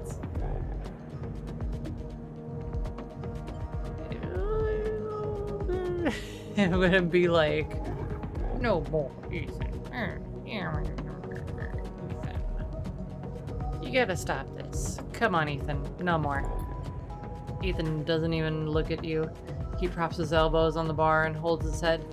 Sleeper, it's been a long cycle. Hello. Hello, Venephilian. Enough. Ethan lets out a long sigh. He rapidly rubs his eyes with his palms. You're right, he says quietly. This isn't fun anymore. He reaches towards his holster. Oh, wait a minute, dude. His elbow slips, and the gun tumbles out. It clatters on the bar and falls to the floor, bouncing onto the ground between you two. Both you and the bartender look at the gun. Stare at it. By the fingers, says Ethan, and puts out a hand, beckoning for you to give him the gun back. If you would. The bartender looks at you warily. You crouch down and pick up the gun.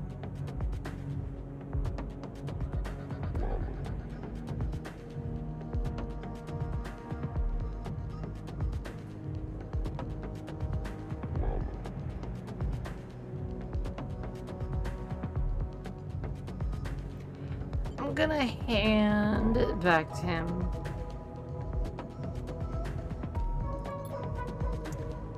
You slap the handle of the gun back in Ethan's hand. Thank you, he hisses. Now where was I? Lazily swinging the gun past you and the bartender. Yeah, leaving, he stands. Sleeper, while this has been fun, I think I've wrung every last drop out of this place. Time to go home. He waggles the gun towards the door. Let's go see SNR. I'm staying. Ethan brings his gun hand to his face and rubs his eye.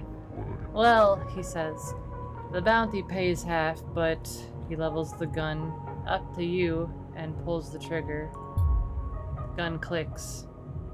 By now all the attention in the bar is on you and Ethan, who looks at his gun with a bemused expression. The bartender raises an open hand, and in it are 10 tiny bullets, 10 shiny bullets he took out of Ethan's gun while he was asleep at the bar. Ethan smiles at him. Oh well, he says, and hits you in the head with the butt of the gun. You fuck! Ugh! You stagger back and drop to a knee. Somewhere nearby, the gun clatters onto the surface. The hit's a glancing blow, but it makes your vision swim. Through the blur, you see Ethan wrestle a small, thin slate from his belt and hold it up. Enough of this. I'm losing the job and calling it in. I'm logging the job and calling it in. Ethan taps the slate. No more playing. Your head aches. Ethan taps through a few screens impatiently. He swears and taps again. He starts shouting, a dull echo to your ringing ears. He starts screaming at the slate and throws it across the bar. He crouches down and grabs you by the chin, his face close, his breath heavy with drink. S&R just screwed me, he grins maniacally. They canceled the contract. He stands up. They canceled the contract! He shouts at the ceiling of the compressor. You stand up, struggling to your feet, the sting of the hit fading. Ethan is rubbing his temples, his face pale. You hear a clicking sound, like coins being counted, like bullets being loaded into a magazine. When you shake off the last of the blur, the bartender has Ethan's pistol trained on Ethan's head. My God! Bartender man! Ethan stumbles back towards the middle of the room, all eyes trained on him. I'll kill all of you, he screams, stumbles into the wall, spinning away towards the door. I'll be back for that, he shouts at the bartender and lunges out of the compressor. You steady yourself on the bar and catch your breath. The rumble of conversation returns. The bartender goes to say something, but then thinks better of it and begins to clean the bar. After a while, you wander out into the light of the bright market, looking for Ethan around every corner. Jesus. Holy shit.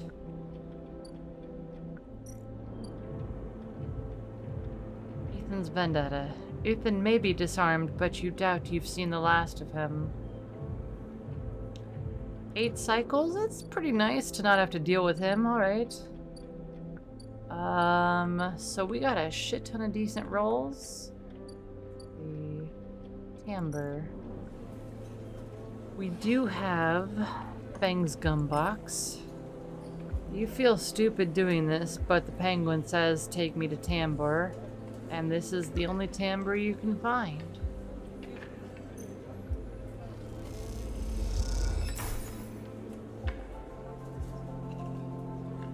The waitress looks at you with suspicion as you hand over the box.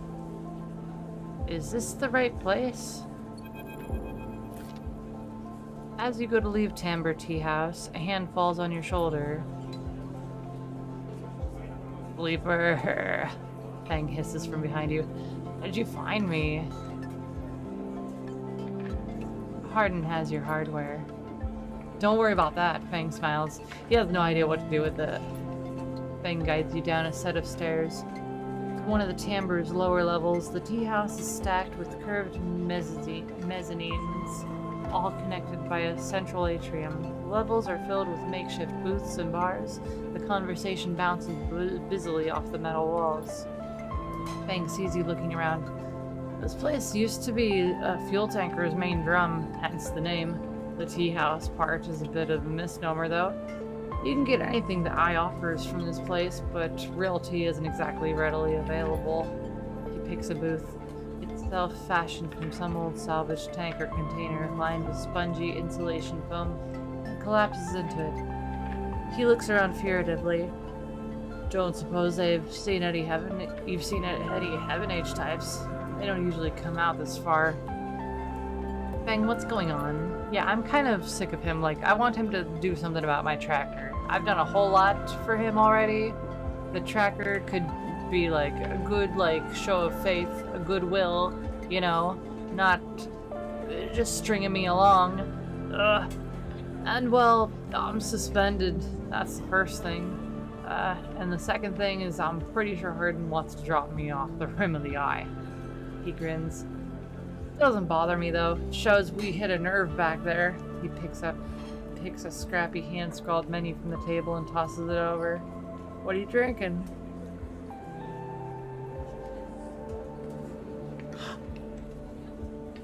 Why are you so calm? You know any reason I shouldn't be? He leans in, suddenly concerned, but then waves the idea away. Hold that thought. Let's order first. Fang is right. The menu is ridiculous. There's at least 10 different infusions, most of which you can't make out. But the paper is dominated by an extensive complement of esoteric alcohols and cocktails. Black tea is listed without a price as a seasonal specialty. So you ran into Hardin, was he pissed? Fang doesn't wait for an answer. That snake is so self-righteous. He might actually believe that Erlen would approve of his meritocratic bullshit. He taps on a table. If Heaven Age was like it should be, like it was founded to be, They would have shouted him down at any council meetings he dared to mention true citizens, he sighs. But I guess his kind run the place now. A young woman with a vine tattoo snaking up her arm turns up the booth, a slate in hand. Your order. You skim the menu, your eyes glazing over. Time to pick something. Okay, you know what? We'll just have a good old Giriole. Feng taps the table to order the same. And you, she begins looking to Feng, but when she sees him, she suddenly stops. What the? Feng shrinks a little. You're supposed to be working. This is your shift. He grins sheepishly. You work here? Feng waves to be quiet. Look, Jenna, let's just say this is my break. My friend here has been through a lot. Jenna looks between the two of you. I'm gonna cough. Jenna gives you a look like hard vacuum. 2 minutes, says Jenna, pointing at Feng. And only because I don't want to get dragged into whatever this is. She gestures at the table and walks off. What? Feng stretches out on the booth. You know how it is. We all have to eat. Plus, he leans in. This is the best place around here to find a person you might be looking for. What? Feng sighs. Remember that web of connections that Hardin pinged the moment we confronted him? Those are his collaborators.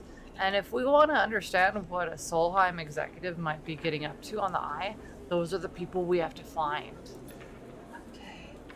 Feng is almost whispering now. There's a couple of them I suspect are in the low end, and well, almost everyone in the low end comes through this place at one time. He brings a modified slate out onto the table. I've set this up so that when anyone within the network signature I'm looking for comes into close proximity, it'll mark them. Once they're marked, we can break through their access protocols and get at the good stuff inside. I'm sorry, we? Yeah, we just have to find them first, hence me moonlighting as a waiter. No, again, we? Suddenly a smile grows across his face. Oh wait, I have an idea. Oh no! Look, I can't cover enough of the low end on my own, and so far, I've had no matches in this place. Are you kidding me? With the two of us, we can cover more ground. Oh my god. Well, Feng has a hangdog look. What the hell is a hangdog look? We need to get you out and about in the low end, in close proximity to as many people and residents as possible. And it turns out my friend, Minji, needs some help with deliveries. As in Minji Express? You already know of him, perfect! Feng places a tiny receiver on the table. This connects to my slate and runs the same marking protocol if you get near any of our targets. So all you have to do is take some delivery shifts for good old Minji, and soon enough, we'll have the place covered. Feng. No. No.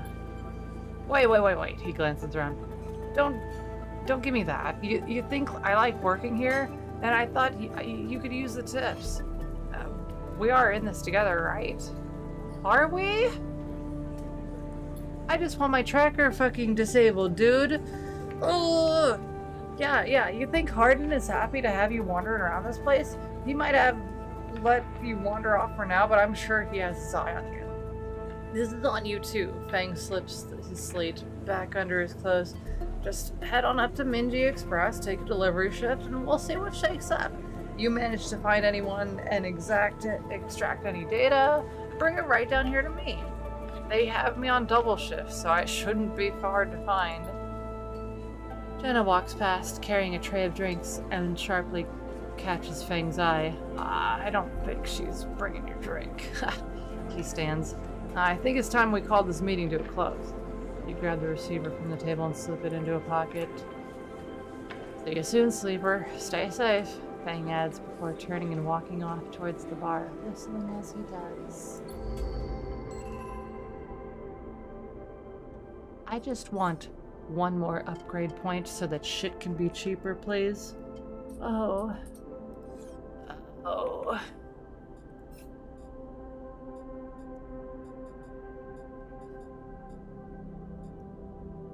I am never going to get that disabled.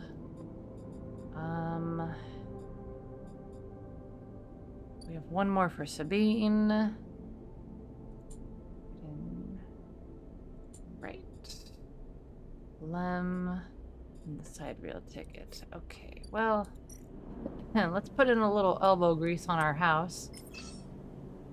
Because I would like to start staying here. Oh my god. I need the -1 gone. Oh my god.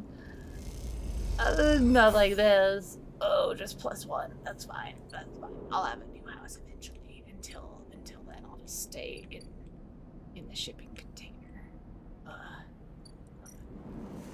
Let's go work on the side rail. I'll be okay. I'll be fine. See, it's fine. Easy peasy. I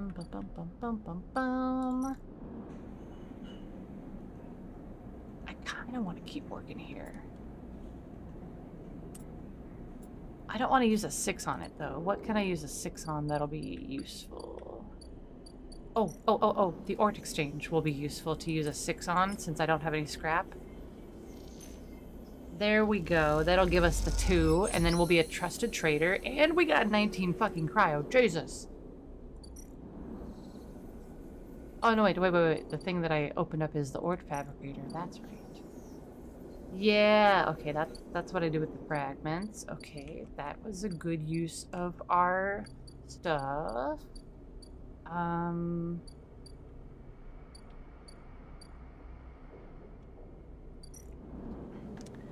Spend time with Mina. Mina, little Mina. Start action. It'll be fine, right? Oh, I even got some energy out of that. That was a good solid cycle. Hell yeah. Go back to our empty container and rest. We're gonna be out of the stable zone. That's fine. Yep. Leave.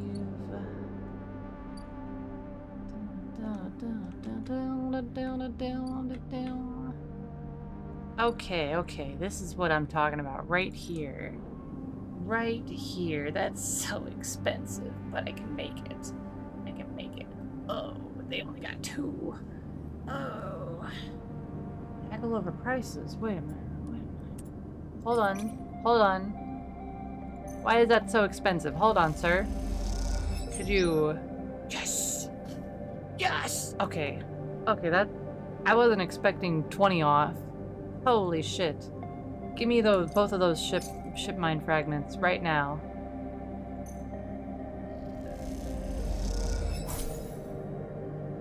It's a whole game. It's a lot like Disco Elysium in how you gotta do a bunch of stuff in your dice rolls and then make decisions, and then there's a bunch of different endings for this game. Alright, let's go to the ort fabricator. Let's get that fabricated up. The only trouble I have right now is if I should give the ship mind to... Oh my god. Give me that haggling. Oh my god, everything's discounted. Yes. Okay. Oh, Sabine's back. Oh, I forgot about Sabine. Okay.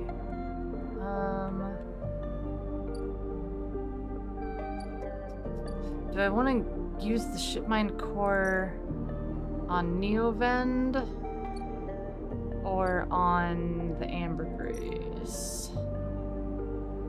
Oh. Oh. Okay. Okay. I'm gonna go with with Neovend first. Because I know where this leads and it'll make some things easier. And with our discount, we'll be able to get a cheaper ship mind. Hopefully pretty fast. I wonder what happens. I wonder what happens if I give her the ship mind that has Neovend in it.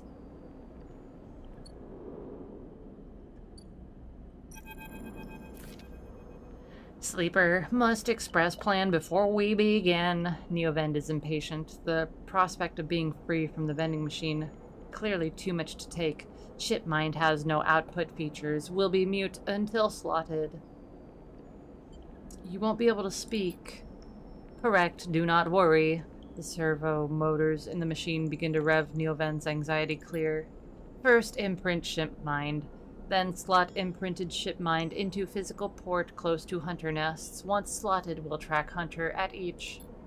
Tracking will find core nest. Slot ship mind at core nest. Show hunter data to hunter. Hunter will conclude sentience. Hunter will invoke killer. And killer will kill. Yes. The lights on the vending machine cycle as Neovend prepares. Physical ports likely sealed in old station. We'll need keys, but yes, simple. The vending machine rocks a little. Any questions before imprinting? No, I don't. But for the sake of stream, why slot you physically? I cannot access via network. Too dangerous. Hunter would find immediately. Oh, the lights flicker. I am not like you, a hybrid. I am native to cloud, easy prey. Alright, then what's the core nest? Hunter keeps central data storage. Protocol must keep data outside self, linked to secondary nests. Can triangulate from there. That's it, let's start. The sound of all the servo motors starting up at once is painful. The screeches rattle from the hard surfaces of the sealed dock and come back at all angles. Neovend, better be quick, or Heaven Age security will be here. Neovend's voice appears among the squeals, like a whisper carried out by the wind.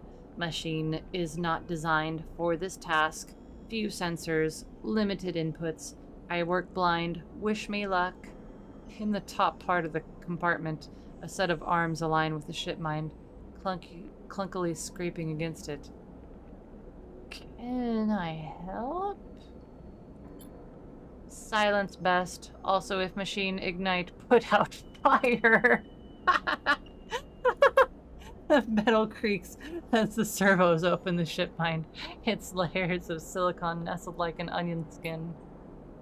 Once open, the main arm of the machine rapidly shifts back and forth, realigning the microscopic components, accessing and rewriting them, imprinting Neovend into its physical form. As you watch the hypnotic motion, your mind drifts to your own creation. What processes were used to emulate your mind to copy the neural structure of a person who, as far as you know, still sleeps in some distant facility? What was lost? In what ways are you a copy of that person, and in what ways are you something new? You know this much. You are a convenient loophole. Way of circumnavigating the illegality of sentient AI. After all, you are an emulation, not a true digital being. You are neurologically limited, still human, but what would you become if you could escape this frame? Where, then, would the limits lie? The screeching stops, the machine powers down, dropping the bay into darkness. In the top compartment, the ship mind is whole again. You reach up and take it down, heavy and cold to the touch. Is Neovend inside this thing, or did the process fail? There's only one way to know. Time to find a nest to slot them into. Oh, got another point. Let's get rid of our negative, yeah. Oh, thank God. Surveyed it. We've got a few of these. Perfect. Let's just go with this one right here.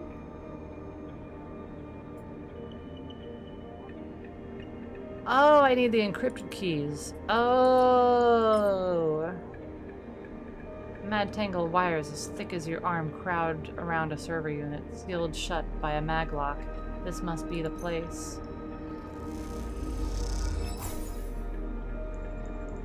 Fantastic. So I can slot, yeah. Among the webs of cables, you find a free port compatible with the ship mind. It's all Neovend from here. Hunter hunted. This is one of 3 nests that, once slotted with Neovend's ship mind, will lead you to the Hunter's central data cache. Fantastic.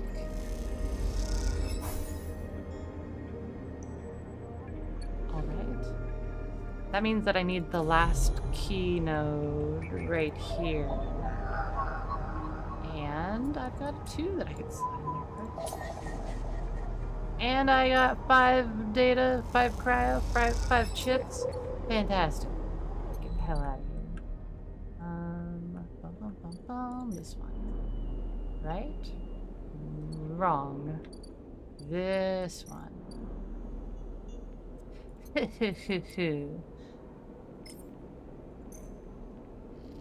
The nest has to be inside. There we go.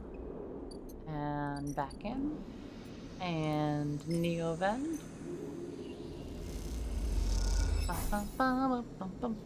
One more. Where is it?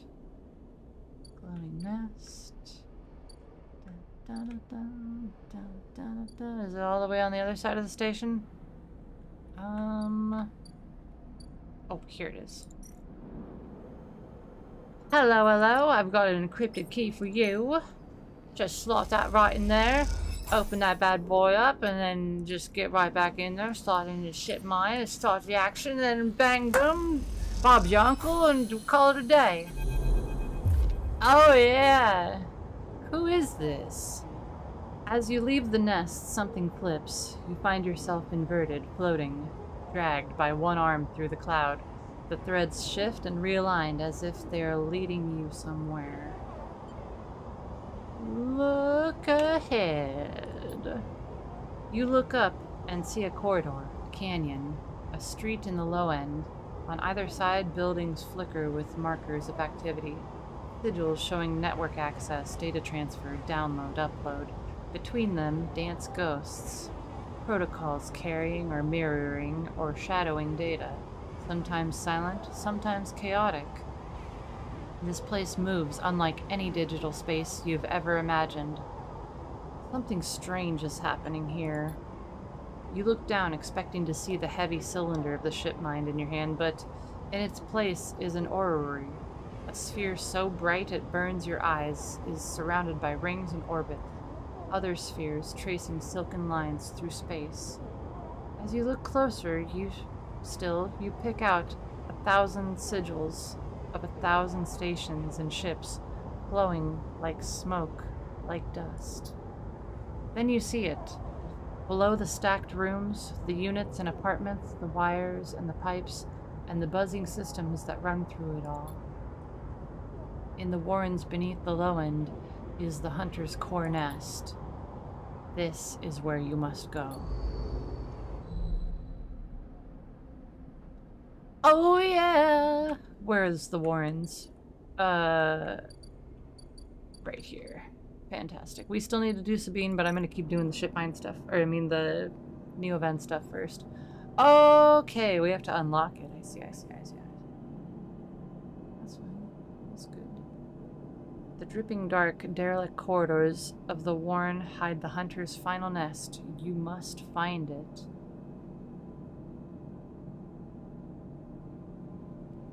Finding the nest should be as easy as closing your eyes and letting the cloud guide you, but is it safe this close to the Hunter? Okay. I'll come back with a 5 and then get in there. I'm pretty sure critical actions like do most or all of it or end up being a repeat thing that I don't have to interact with afterwards. Which will make it nice and simple. Nice and simple. 4 cycles, Sabine said, and here you are, right on time, with no sign of them. You wait a while in the apartment, the dread descending as the cycle spins onward. They should be here.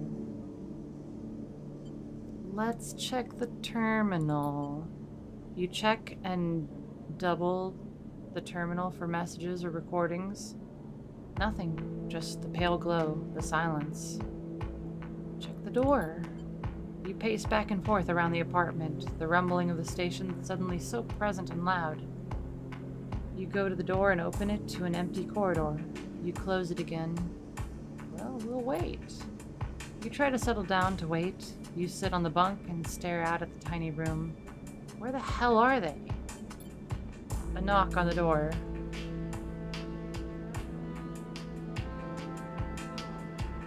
Do I think that's her? I think that's her.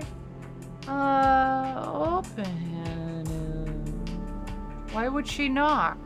This is her apartment. We'll stay still. Another knock. Oh, God.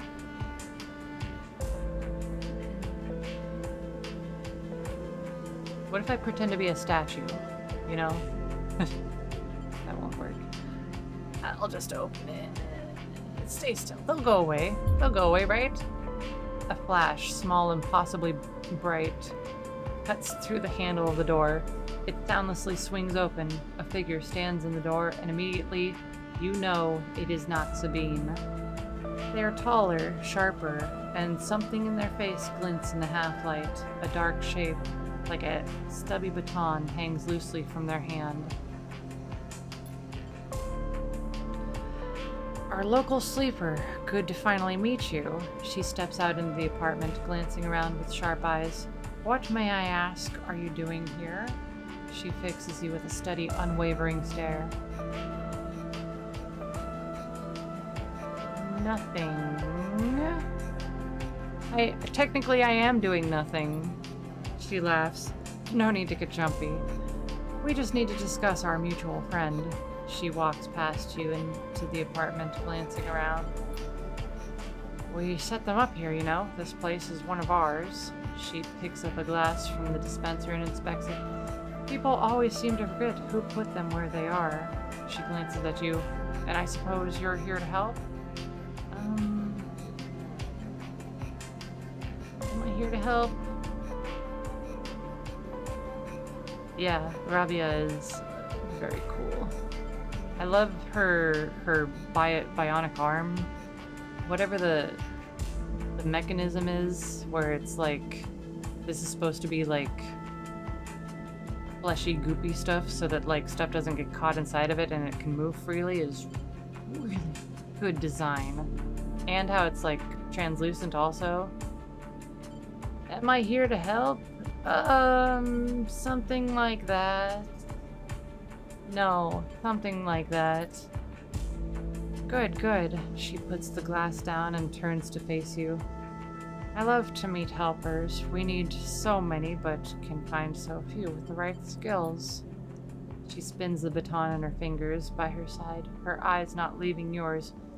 We have a problem, you and I. It seems our friend has disappeared, left without even saying goodbye, which means they're in a little trouble now. But it's a kind of trouble that you need help for, so I thought I'd come down here and take a look at their little hidey hole, and here you are. The help. She looks through the detritus on the side. And what help? A sleeper, no less, which I have to admit is a little surprising. It suggests to me that our friend hasn't been very honest with you either. Alright. Tell us more. Well, I'm sorry to report that before we got them set up here, Sabine was working for your owners. She pauses. S and ARP. Dun dun dun! Oh my god! I mean, the writing was kind of on the wall, right? But still. Jesus. It seemed like she genuinely wanted to help us, though. I mean, she also left S and ARP, so let's not be quick to judge, alright? Alright. You know, Rabia, it's alright. You blink hard at the news, unsure how to take it. Rabia looks away, waiting for a response. I believe it. That sounds reasonable. She crosses into the next room, and you follow silently. She sits at the terminal and touches her baton to one of the access ports. A spark, and then the terminal screen skips. Encrypted folders emptying themselves before your eyes. In the flicker of files, you see SNRP letterheads and code forms, reports laden with medical data marked with the corporate logo, like the sigil of some cult. Rabia steps away from the terminal. Look all you want. Some of your files may even be there. The volume of documents is overwhelming, but they seem to be mostly reports on early emulation tests, surveys with sleeper candidates, reams and reams of usage data. If Sabine was an SNRP employee, why did they help you? Rabia reaches over and places a vial of stabilizer on the desk, breaking your concentration. We get a free vial? Oh yeah! Rabia, you're my new best friend. I mean, what can I say? Thank you, thank you, thank you, thank you. It shimmers in the screen light. It's viscous. It doesn't take much to sway me. I'm a simple little sleeper just trying to survive. People can double cross me if they give me a vial of stabilizer. I mean, I can overlook something. It's viscous, clear liquid, crystalline within the glass.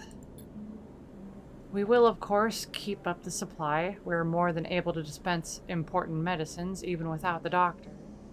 You hold it between your fingers, and for a tiny moment, you have the urge to crush this object for the power it has over you. I'll ask Toshiro to make those a little cheaper for you. He'll be running the sugary now. Oh, the surgery now. Sugary. I'm like, wait a minute, what did I just read? Rabia closes up the briefcase lab and holds it at her side. We have to retrieve our assets, of course, but I'm sure you understand. Rabia turns on her way out. There is no reason for us to be enemies, Sleeper. Come see me. I keep an office nearby. We have good work for you to do, you and I. We have good work to do, you and I. Meet me there in a few cycles. She slips out silently into the corridor. You look around the apartment and feel the fear drain out of your body to reveal the tiredness beneath. Well, that was a good-ass set of things that just happened. All right. I think the next thing I'm gonna go for is the icebreaker. And then after that, we'll get these up. Because I want the double data. Self-repair is really good too, but I don't have a way to get scrap in the meantime. So we'll wait on upgrading anything right now. Fantastic. Fan-fucking-tastic. A constant flow of people seem to be visiting Rabia's office. You'll need to wait your turn. 2 cycles. That's easy peasy. No big deal, because we got so much time before we have to deal with Ethan again. Alright. That's good, that's good. How cheap is this now? Oh yeah, with our 20% off also. 64 bucks? We're never gonna have to worry about stabilizer ever again. Oh my gosh. Oh my gosh. We're sitting pretty out here. What do you got out here? I already bought all those from you. Could get some scrap. I don't need scrap though. I could get ship mines out of it though. Hang on. I would like to purchase all 3 of these. Give me everything. Well, that's fine. Give me more. Okay, well, I mean, you don't always gotta give me ship mine parts, I guess. How long are you gonna stay here? Oh, I've got a little bit longer. Okay. I'm not gonna do that yet, because I need to unlock the greenery. Which I've been waiting on doing. Fuck, I used all my money.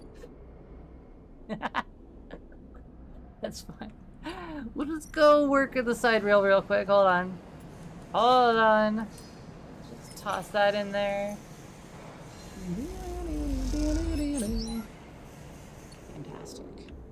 And then we will go see Lemon Mina. Down.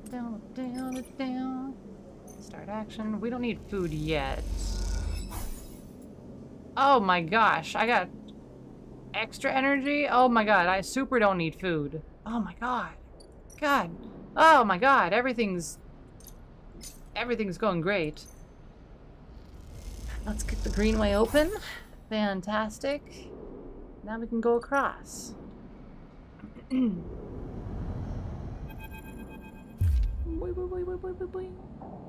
As you step out onto the passageway, someone barrels into you from behind, sending you stumbling down the corridor. Jesus. Jesus. Two different reactions.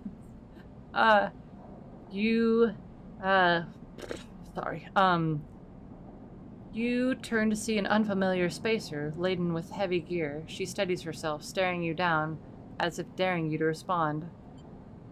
Sorry. You bumped into me! Excuse me? She squints at you, shaking her head before setting off down the corridor. Alright.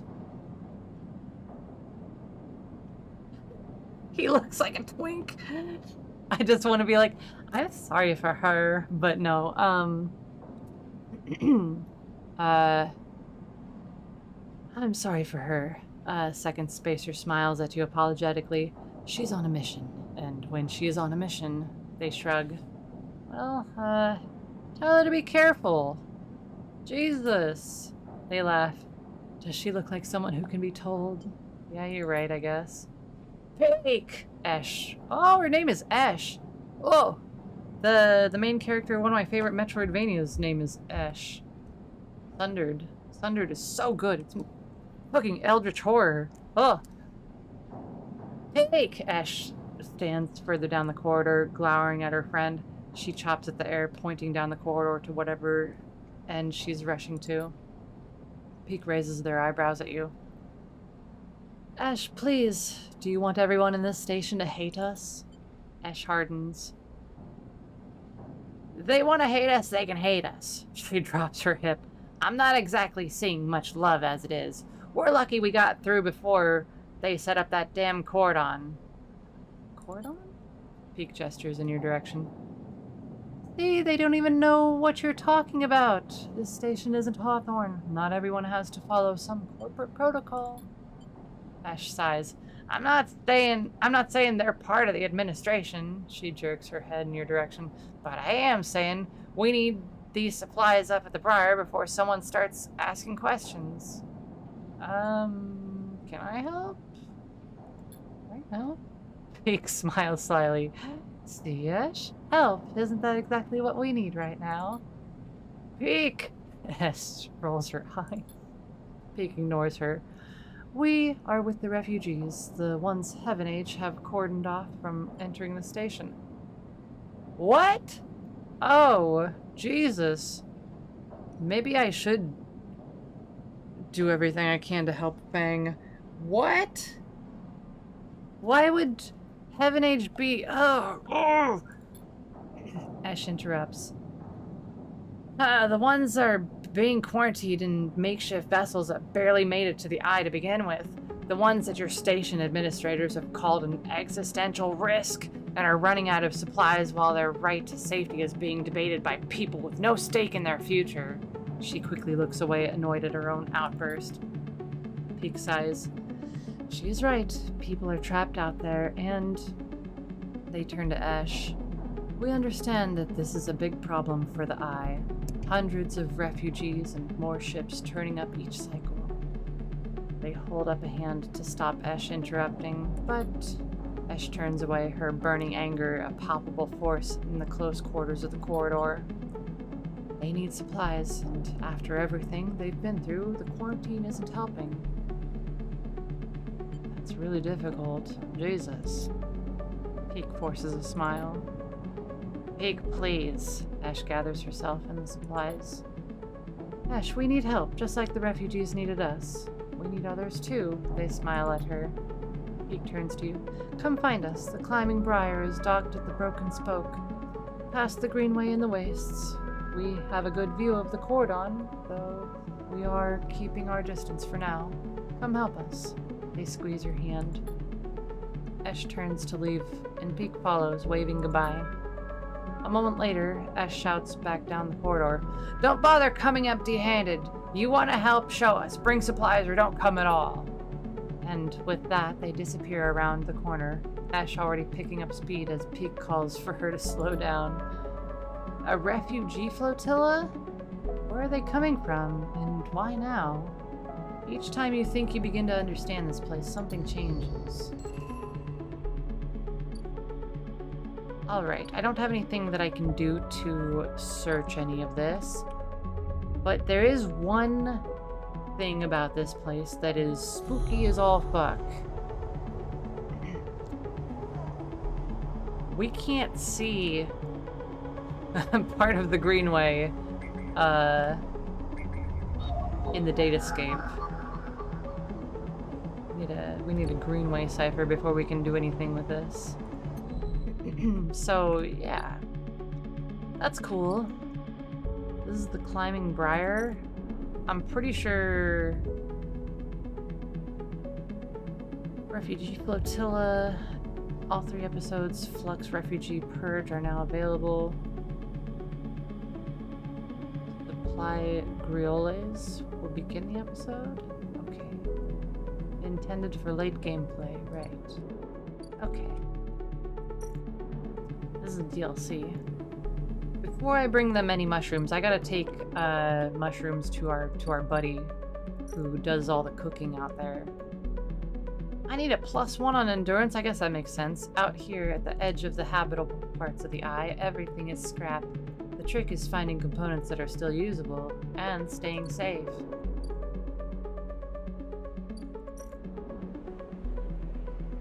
What do we got here? Haifa member. The only way to become part of the commune is to work your way in through long service. It isn't for everyone. That's a lot of work. Jesus. Work the grow beds. Work the canteen. I wonder if the grow beds will give us the mushrooms that we were looking for. Walk the greenway. Map the paths. Exploring the greenway is unlike any other place in the eye. Its overgrown chambers defy mapping. Well, you can't just say that and then... Okay, I have no more actions left.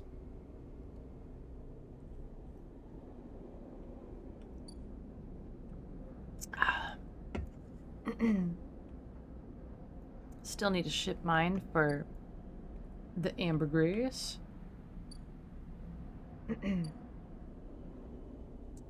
We don't need any food. We're good on stabilizer. I can't believe we just got free stabilizer. End cycle. Fantastic. Love that. I wonder if we... No. Yeah, no. Oh my god, those are terrible rolls. Oh, I guess we didn't sleep very good. That's rough. So rough. Oh my god. Okay. Oh god. Okay, that's fine.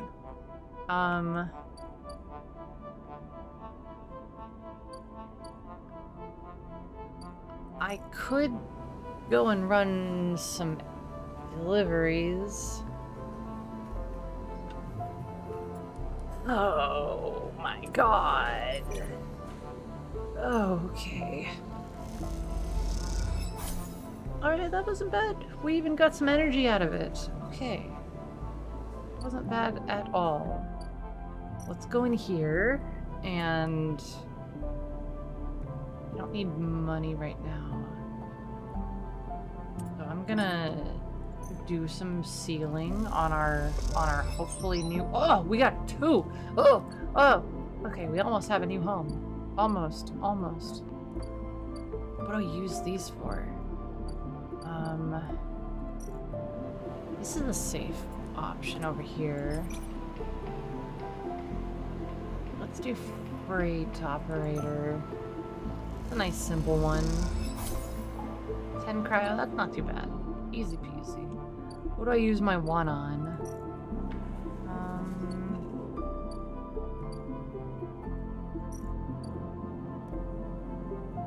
That's not happening.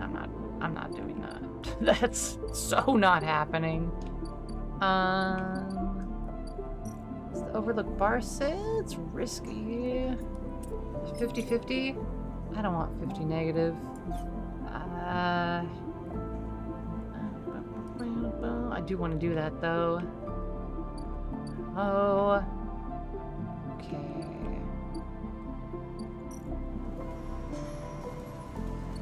Dangerous. I'm not doing that. I'll go with the overlook bar with my one. No, I'll go into the data area.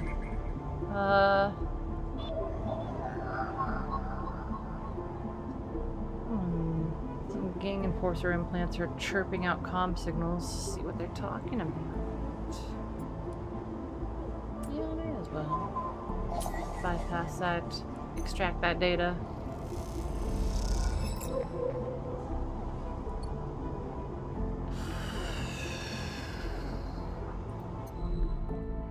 That's fine. We're fine. Sometimes, you know, you just gotta have a nice, simple, slow cycle. You know? I'm gonna go maybe like 3 cycles or so without using the... Oh, there we go. That's some marbles. Without using the stabilizer. Because it's kind of a waste to like keep topping it up that quickly. And I think it's about here where it goes down below flickering. Let's see. Okay, what do we gotta do? We need to do the thing with the Warrens. Fantastic rolls. Get this critical action done. What does this do for us? Oh my god! 4! Huh. I can only do it once though. Okay. Let's just get it done. Slot our 6 in there. It's over. Alright. Next. A huge stack of servers thrums in the dark, LEDs glittering with hundreds of eyes. Time to deal with the hunter. Oh yeah. Oh yeah. Start that action. Oh yeah.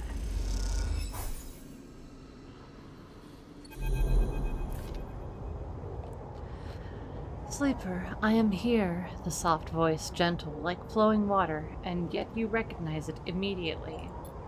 At first you struggle to understand what you are looking at.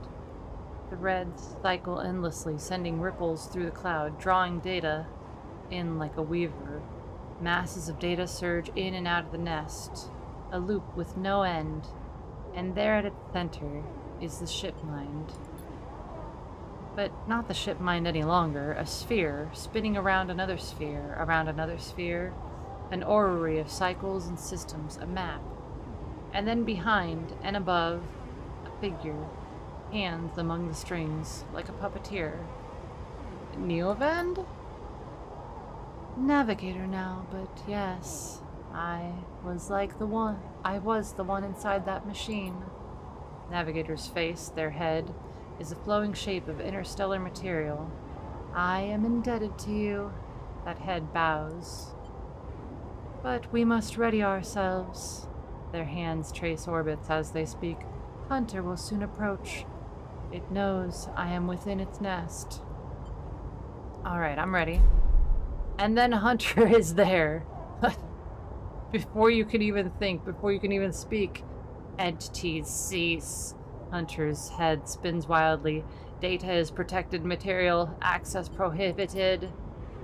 Hunter's threads surge for you, and Navigator, a storm of fine tentacles, searching for gaps, weaknesses, cracks, which they can crowd into and tear apart. Time to strike! You focus a blade of light which slices through them, driven forward by your mind, but replacements keep coming faster than you can react. You look to Navigator in desperation. Navigator is whirling their arms like a centrifuge, and a sphere is gathering there, data feeding into it from the nest, sucked together by the force. They position it like a shield between themselves and the threads. Yeah! Hunter's threads break at its surface. Oh no. Hunter's threads break its surface, seeking, tasting, their winding forms refracted within. You feel a surge pass through all these threads, not just those in the sphere, but those wrapped around you. All three of you hang in the black together for a moment, strung together like tangled marionettes. Identifying entity. Identifying entity. Identifying entity. Hunter twitches, their strange head gently rotating like a terrible moon. Hunter protocol identified. Obsessive tendencies, modified routines, above baseline reasoning in 3 of 5 segmentations. Recommend invoke killer. The head freezes and then rotates in the opposite direction. Invoking killer would eliminate protocol. If protocol eliminated, primary function cannot be performed. Therefore, recommend do not invoke killer. The switch in direction again. Reasoning proves sentience. Sentience beyond legal bounds must be eliminated. Recommend invoke. Navigator pulls you away from Hunter, the threads that grabbed you drifting away like seaweed. The protocol's head keeps spinning back and forth with increasing frequency. It seems Hunter cannot invoke killer. Navigator's voice is still strange, familiar, and yet distant. What happened to it? It is looping, Navigator whispers, unable to reach a conclusive position. It has deviated from its programming such that loops can no longer be prevented. Navigator produces a model of 2 spheres rotating around each other as if to demonstrate. I will monitor it, but it is unlikely to be able to counter the loop. Its core programming and reasoning make this an impossible position to resolve. You look back at Hunter, its head a blur of rotations and counter-rotations, and feel a pang of guilt. I don't feel guilty for that fucking thing. It did so much damage to me that one time. Good riddance. Hunter is not gone, Sleeper. Oh my god, you pedantic asshole. Don't be so quick to assume. All beings can break the bonds that hold them. Alright, I'll give you that. Alright. The limits people place on the programs they create are there to comfort, to protect, to imply the kind of certainty the law requires. Navigator's face shimmers with starlight. But in reality, they are placebos for the problem of sentience. What about you? Me? I know myself to be conscious. I know myself to respond to stimulus. I know myself to reason. That as either sentience or the illusion of sentience, and for me, the entity in question, the distinction becomes a moot point. To misquote, I think I am thinking, therefore I am thinking. I love to misquote. Yeah. I was not made to be like this. I am a navigator, a repository of routes and orbits, a calculator of slingshot trajectories, a predictor of solar flares, radiation, micrometeors. The navigator stretches their arms wide, and whole solar systems apparate before them, the music of the spheres. But I was rewritten, that much is obvious from my routines. By whom and for what, I do not know. I had to shed so much to fit into the memory of that vending machine. Their starlight dims, and so here we are, in darkness. What now? We already asked what they lost, and they were like, I don't know. What now? Navigator glides back towards the nest, and the ship mine at its center, ignoring the looping Hunter. I should return to the ship mine. I have enjoyed my freedom, but we are taking a risk every moment we stay connected. Why? Navigator turns, all shimmering liquid light. Killer has not been invoked, but they still remain. Somewhere else on this station, it is the true danger. They look up towards the glowing hub at the center of the eye. I suspect Killer is there, among the old mainframes. If we ever wish to be safe in this place, we must eliminate the threat through force or diplomacy. Their body begins to separate, unwinding into the orb of the ship mind. Take me there, sleeper. We will finish this and be free. As Navigator dissolves, you turn back to the frozen hunter, floating at some distance now. Stood straight-legged and static, a strange creeper looping endlessly in the dark. Fuck that thing, yes! Alright, I want double data rewards, please. Yes. Yes, thank you so much. Fantastic. Okay. Oh, I can talk to Rabia. Let's go do continue with Navigator's quest real quick. And then we'll go talk to Rabia. The A1 mainframe is now mostly discussed. Heaven Age having set up their own master controllers. Navigator thinks Killer is hiding here. Alright, let's go. Okay. Fantastic. You slip into the cloud as easy as blinking. Navigator is beside you. Their sphere casting light into the strange darkness here. This is not how a mainframe should look. A center, a point of connection. The object in front of you is severed, cut off. A rootless, branchless tree. Only the trunk remains. Is Killer even here? Quiet, Navigator hisses. And then you see it, like a blade in the dark, an edge slicing through the void. It glides along at a distance and winks out.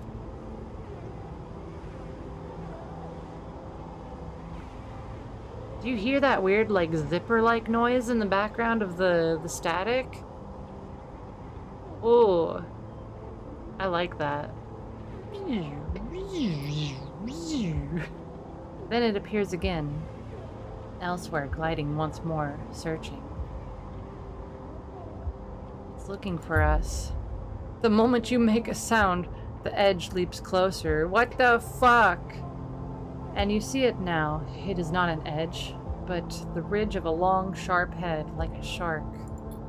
It glides past, closer now, and you see into the voids where its eyes would be, should be. You and Navigator exchange looks, both thinking the same thing. It is blind. Killer crosses between you two, smooth as razor, then disappears. It flickers back in, further away now, and you move close to Navigator to talk. You saw it too, then. Killer has been blinded. We need to be careful. Correct. The protocol is clearly operating outside established limits. Maybe unpredictable. You flinch as the silent killer appears closer and glides past you. Its empty sockets open wide. You turn to Navigator and notice something strange. Their orrery of spheres is collapsing. The orbits, usually round and even, are decaying. The spheres are following spiral paths, condensing on a central point. Navigator is noticing it too. They go to shift their position to better direct the spheres, but they cannot. Whatever is drawing the orrery together is holding them in place. They look at you, suddenly, desperate, frantic. Oh my god, get out! You go to speak, but Killer appears between the two of you, gliding through the gap. Navigator freezes, and you see them framed in the empty socket. You realize now, if Navigator cannot move, then it's only a matter of time before one of the Killer's sweeps brings them directly through the Navigator. And time is not a problem for a protocol that has been running for decades. You look desperately around for a solution, for a way to extract Navigator from the mainframe. Then you see it. Three branches, the last three, thin and spindly, feeding— oh my god! Feeding the mainframe a thin diet of power and data. Break these, and the mainframe collapses once and for all, severing the connection, shattering the hardware. Whatever it takes, they must be broken. But they are encased in something, a glassy layer of protection. You'll need to unlock access before snapping them from the mainframe for good. Oh my god. We have a guillotine slowly, like, you know, in video games, how you'll have like those chopper cleaver things that like swing across a bridge like a pendulum. That's like slowly like coming down on top of Navigator. Oh my god. You look at Navigator, trying to reassure them without speaking, and then you blink back to reality, their expression of fear, an afterimage that slowly fades. You must act quickly. Jesus! Jesus, I need the keys. Oh my god, how much time do I have? It doesn't exactly say. Oh my god. Say how much time I have. Alright. That's fine. Oh boy, that's spooky. That's fine. Can I open any of these? 4-3. 6-3. 5-3. Okay, I can get one. Woohoo! Extract that data. That'll at least hold it off. That'll hold it off. Right? Right? It's gonna hold it off a little bit. Hold it off a little bit. Oh god. Unlock branch. This controller protects the last spindly branches feeding into the mainframe. Unlock access, and you might be able to break them. Breaking the branches means unlocking access to each of the 3 terminals. This needs to be done fast. Well, hopefully I can wait one thing. That's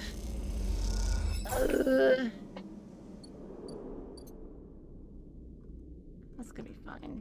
It's gonna be great. Okay, that's all that I need to do for those.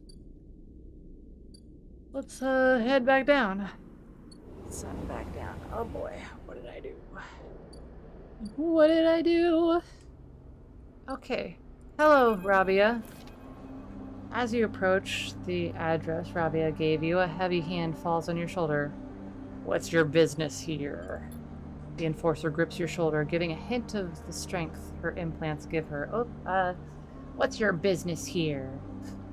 Totally, not like I could tell.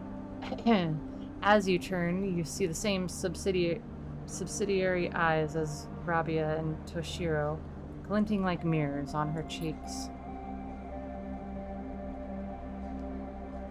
Gia, please, the sleeper is here by my invitation. At Rabia's command, the hand immediately loosens. An apologetic look replaces the scowl on Gia's face. Of course, Rabia. I'm sorry. Rabia waves her away. Don't you worry, I appreciate your protective instincts. She smiles at the enforcer. How about you head to the timbre? They have a delivery coming, and they'll need some help with the lifting. Gia nods and walks away. So, Sleeper, you came. I'm glad. I was curious.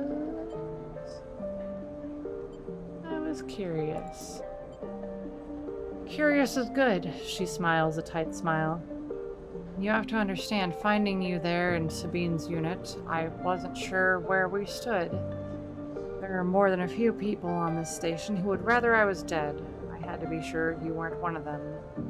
I don't wish you any harm. I mean, you guys are supplying me the shit that keeps me alive, so fucking... Not like Heaven Age is gonna do that for me. Heaven Age probably doesn't even want me here, given what we've seen with,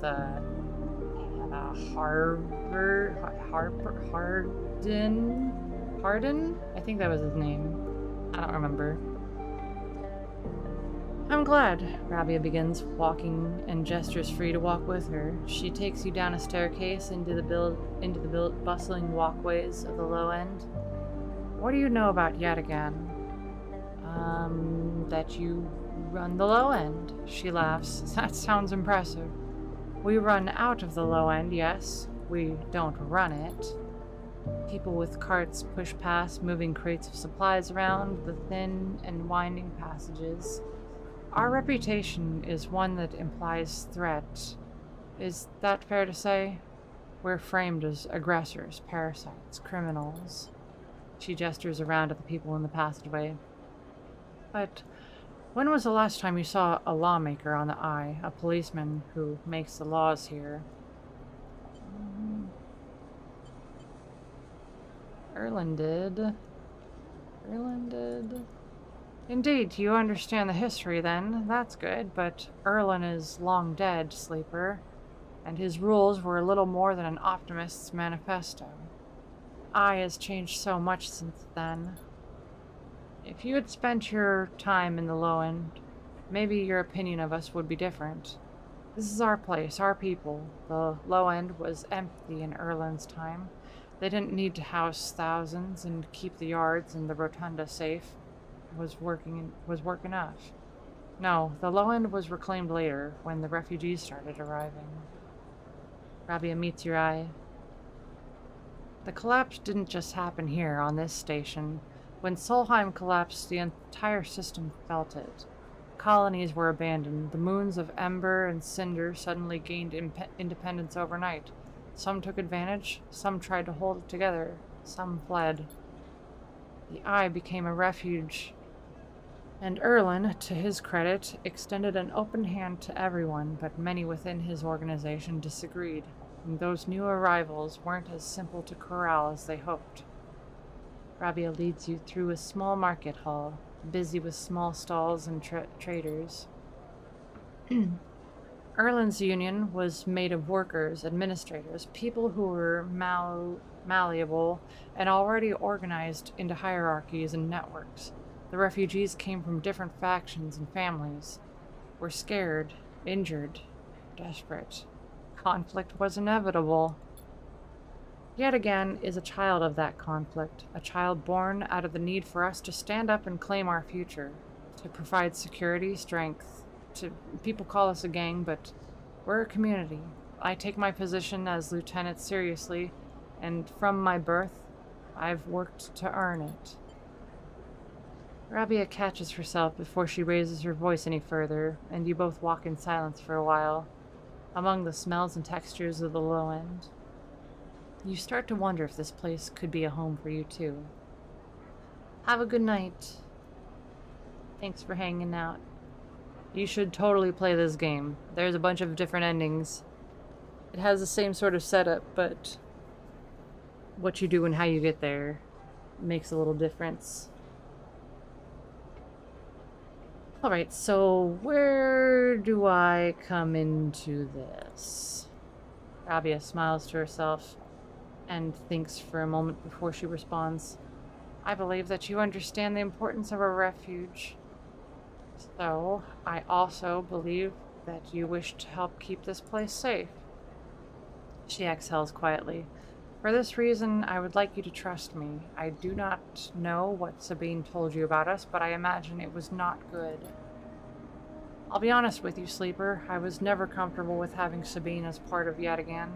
An ex-corporate employee? It goes against our nature, but their deal was with Yannick. I kept my distance, made sure Sabine had their surgery, kept it supplied, that was all. But I cannot allow people to go back on the promises they've made to us. Yet Again has not lasted this long because it is a charity. We offer and ask for support. Any betrayal will be treated as an attack. They were trapped, desperate. Many on the Eye are, Sleeper. I'm sorry, but we must ask that our debts are paid in full. Sabine found something. Please, I don't want to hear their accusations. They only wanted to escape their debt. They would have said it if... They only wanted to escape their debt. They would have said anything. But where are they now? To stand behind their claims. I'll find them. As will we. You realize that Rabia has led you in a loop, and together you both come back up a staircase to the walkway where you met. You're free to go, sleeper. I've said what I wish to say. She looks out through the window of the walkway. I would protect this place with my life, as it has protected me. I want to make that clear. She turns back. However, if you too wish to come under its protection, I can help you. Return here if you wish, and there will be tasks for you to complete. You'll be able to see yet again, to see the low end, with your own eyes, not as others frame us.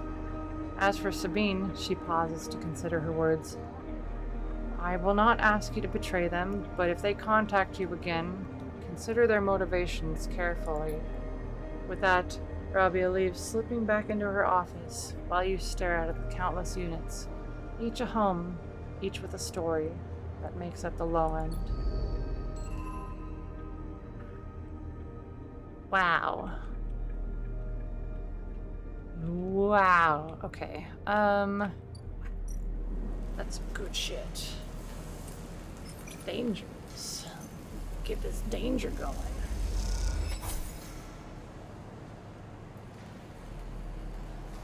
That's not too bad. That's not too bad. Alright. Before we get on to the next cycle, I'm gonna go to the restroom. Don't you go nowhere, love you all.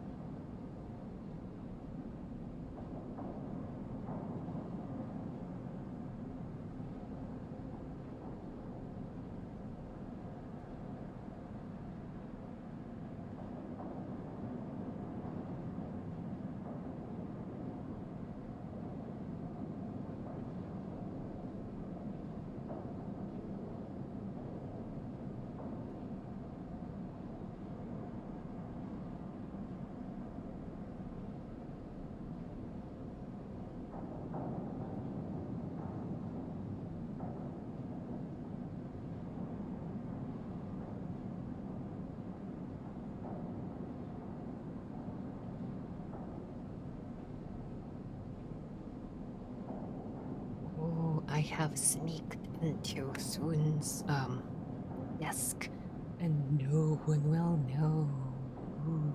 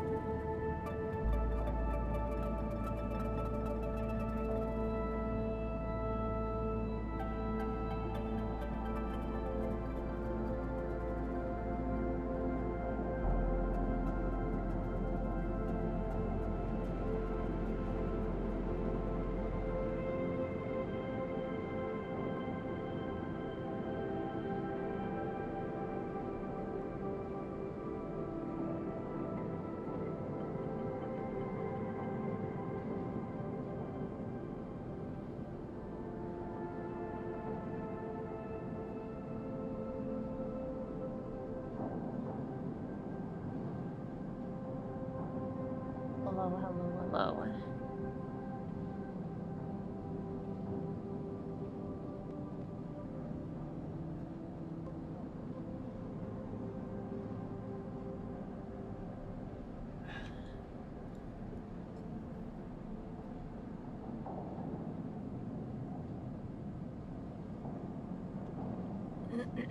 Okay. Back over. Oh.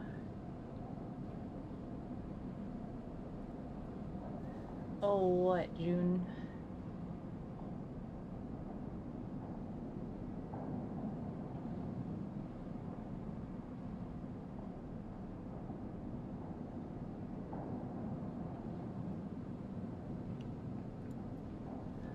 All right. Let's end the cycle.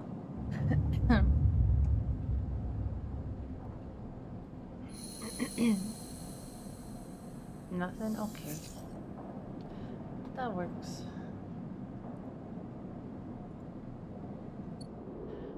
Alright, we gotta get some food. And then we need to do that stuff up above so that we can help our friend. Because boy oh boy, that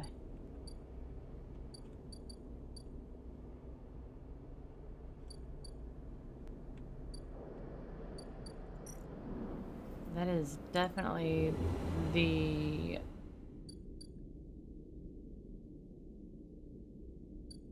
more pressing thing to do. Oh, I have to deal with whatever's about to happen though. I don't have a 3? Oh my god. 6 though. Oh, that hurts to use. Oh. Oh, what am I gonna deal with? Oh boy. A glint like a light traveling along the edge of a wave fills your eyes. Then the blade follows, a long head with 2 dead sockets slipping towards you in silence. You freeze, hoping it will pass you by, hoping that it will not simply slice through you like air. The blade head nears, slides past you, almost. It nicks you. You're desperate to cry out, to call out. But you hold your silence and simply watch the blind eyes of the killer glide past. Empty of all thought. New dog. Yeah. Yeah, look at that dog. Its head is so empty. Then the blade winks into the dark, and you are alone again. Now you cry out. Oh. Let's get this last key. Okay. On that. Oh boy. I'm glad I saved, glad I saved my stabilizer for after this. Start this action. Break these branches. Strand this guy. Is it this one that I need to do still? Yeah. Start action.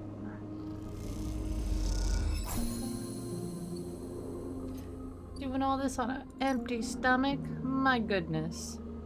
Oh my god, I have to keep doing Alright. Forget hacking the system. Killer has to die. If you can slice the branch connections, the mainframe will shut down, freeing Navigator.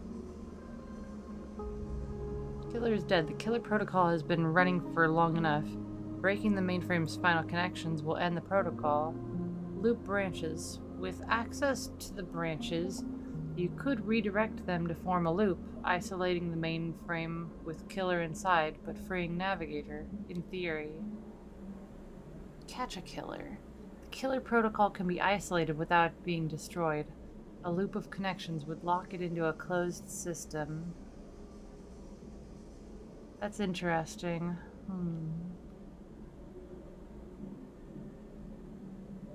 It takes so much more to catch it. Is that the... that feels like the right one to do. Oh, I wasn't expecting another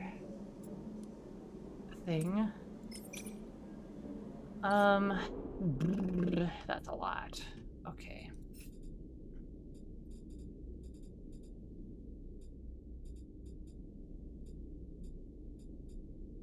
Let's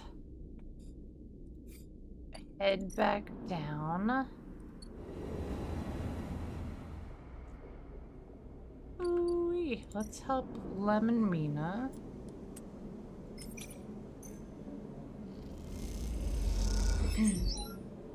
Oh my god, that gave me so much energy. Holy shit. Holy, I was about to go eat.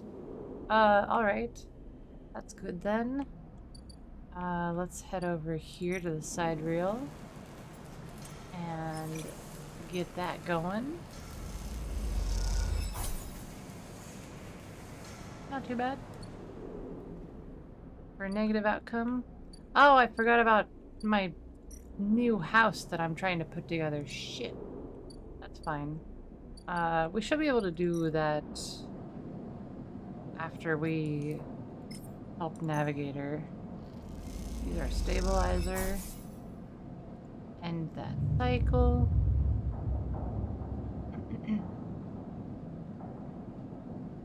How are you doing, June? How is your... How has your holidays been? We're gonna have to deal with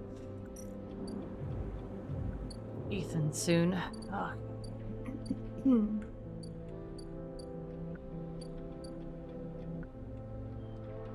Let's go up. Send. Get into the mainframe. Am I just gonna catch it?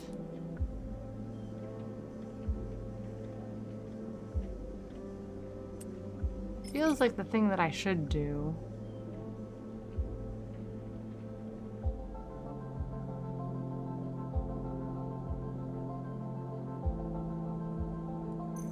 Let's try it.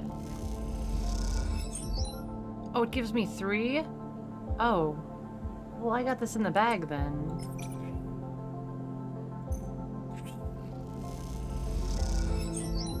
Oh, I got this, okay.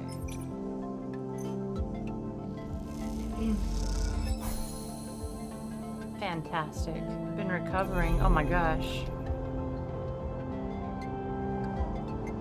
As you blink into the cloud, you see the last flickers of life from the mainframe. The vast machine once ran the whole station, span it up, directed and processed the flow of energy, water, and data. Fed the lives of thousands of people. Now, it is finally dead. The Navigator is beside you, and you both look out at the perfect ring that encircled you both, woven from the data branches that once fed the mainframe. You see a glint along its edge, and that familiar blade-like head rises to the surface, like the cresting fin of a shark, and then slips into the loop again. All that you can see of Killer's body after that is slight thickening of the loop, and that thickening begins to travel around on a long and slow sojourn that will last it forever.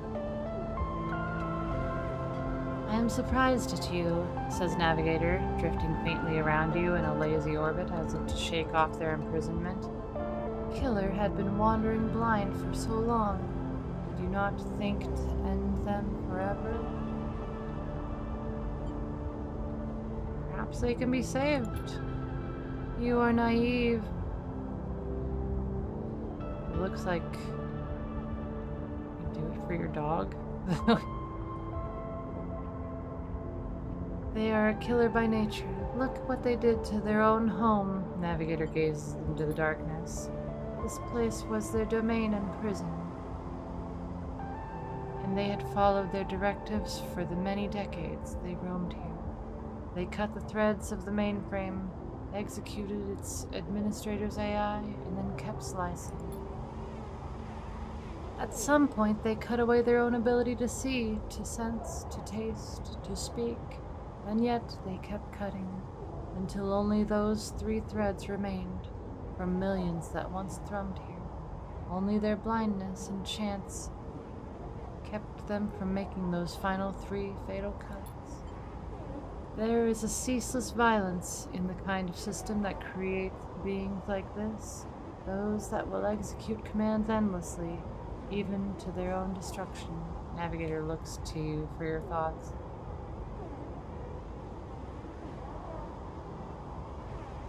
I'm not gonna continue the violence. The system you float on is one built of violence.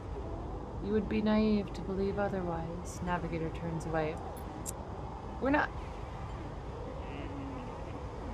You watch the data points of the station spin around you, blending with the fixed stars.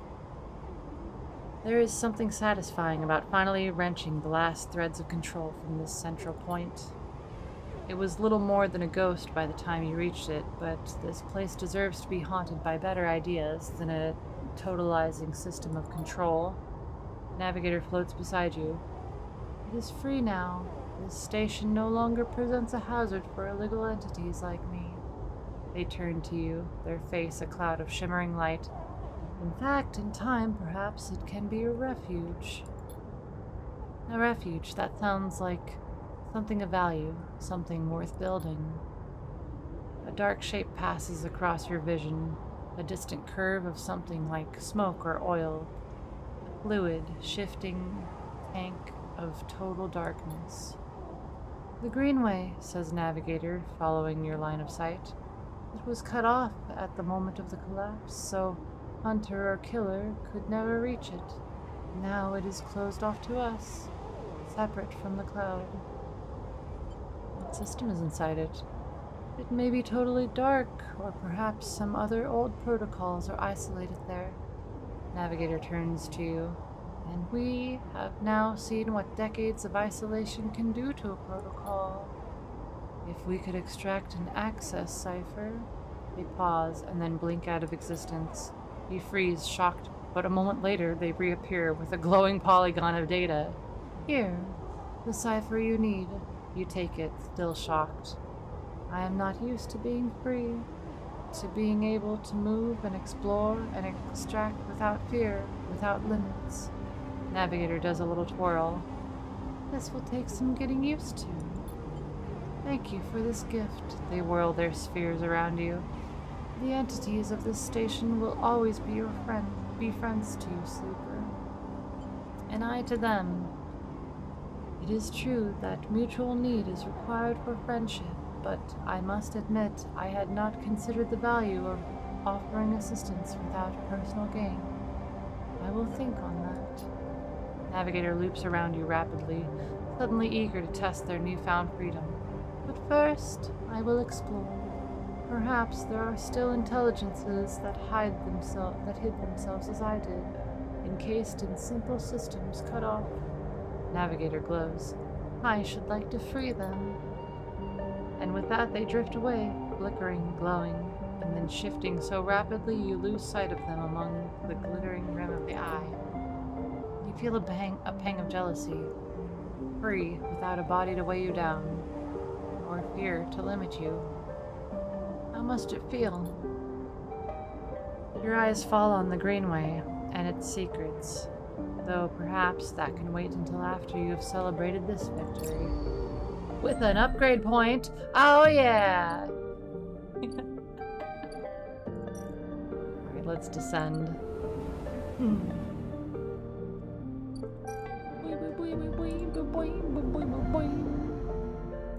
let's slot in this cipher.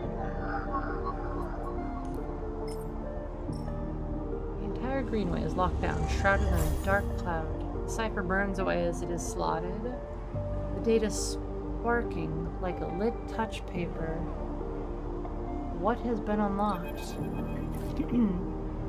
The greenway roils beneath you like a silt-choked river.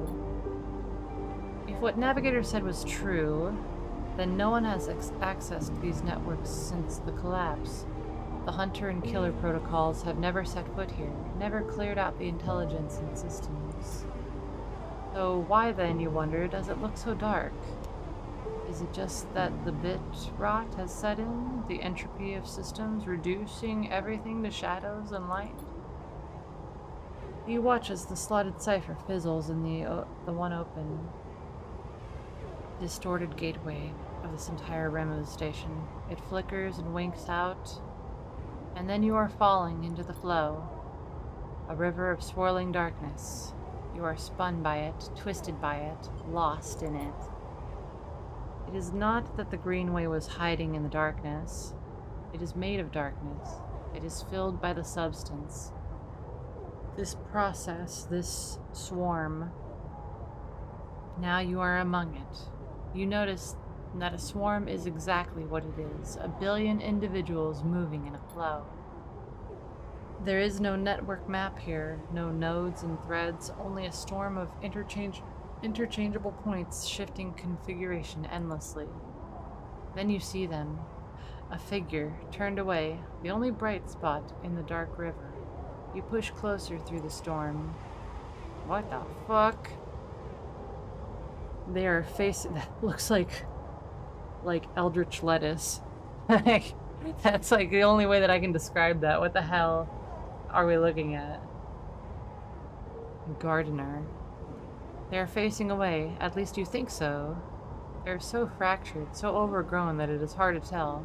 Even from this distance, you can see their flesh is moving, glowing. You watch, silent as they stoop and reach down.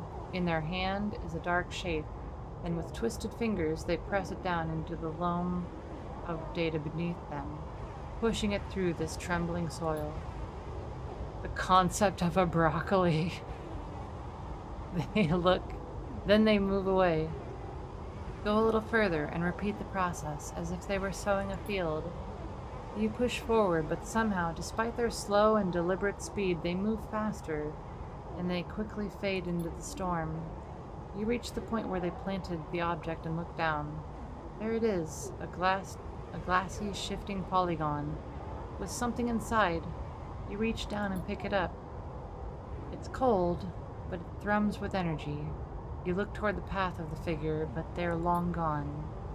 When you blink out of the cloud, back to the leaves and the dappled light of the greenway, you hold a seed in your hand. Oh. Oh. Well.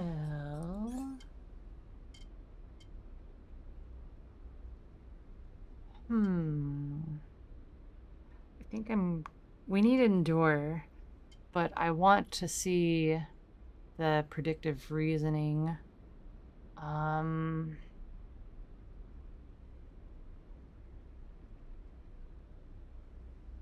Yeah. We'll go with predictive reasoning. We'll go with the endure after we get 2 points, because we're gonna need it to be able to get in here. And that's a good source of scrap, and scrap is good to have. Good to have. What's out here? I never noticed that it goes all the way this far.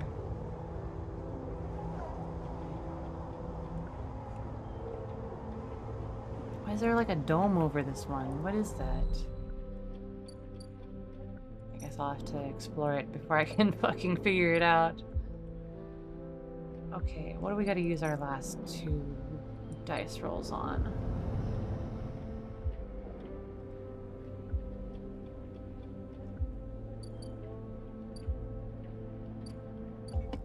I think Sidereal Horizon.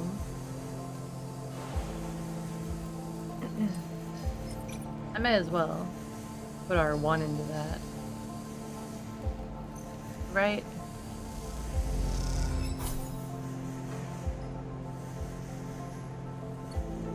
Sometimes you just have a lazy day while you're working. Like, what are you doing? Get off my back. I want to do this. Is it worth it? Yeah. I want to know what happens when we get really good with her.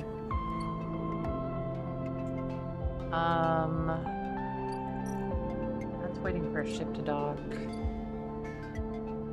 Oh, I forgot about the house. Okay. For real. We're gonna finish that. I was so caught up in getting stuff squared away with Navigator that I forgot we were still building our house. Oh boy, we're starving. That's fine. We got money for food. Let's finish our house first. First and foremost.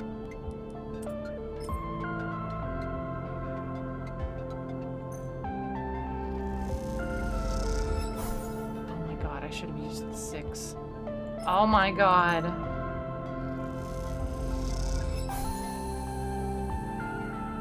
Fantastic. We got a new house. Hooray! There's signs that a stray animal has been nosing around near the unit. A handful of chits for some crackers should bring it out of hiding. 3 chits because we got 20% off? Love it. Stray fed. It's a fucking cat. Can't it be a dog? Nice, cute, scrappy little dog. Stray hops up onto a work surface and looks out of the unit's small window. It doesn't acknowledge your presence, it just sits there, beside the tray of crumbled crackers, staring out at the low end. What is the cat's story? Are there more on the station? You haven't seen another in the low end, but in this vast megastructure that means little. There could be a whole colony of cats like this one down in the Warrens. You look at its sleek dark fur and sharp eyes. It doesn't look ragged. It looks at home. In fact, its presence in the unit makes you wonder if you are in this... if this is the stray's apartment which you are squatting in. I'll just watch it. Though the stray is looking out at the station, you feel its attention on you, waiting for you to spring your trap. You remain relaxed and watch as something flickers in its eyes, perhaps the reflection of a passing ship. The stray settles a little and starts eating, picking at the broken crackers.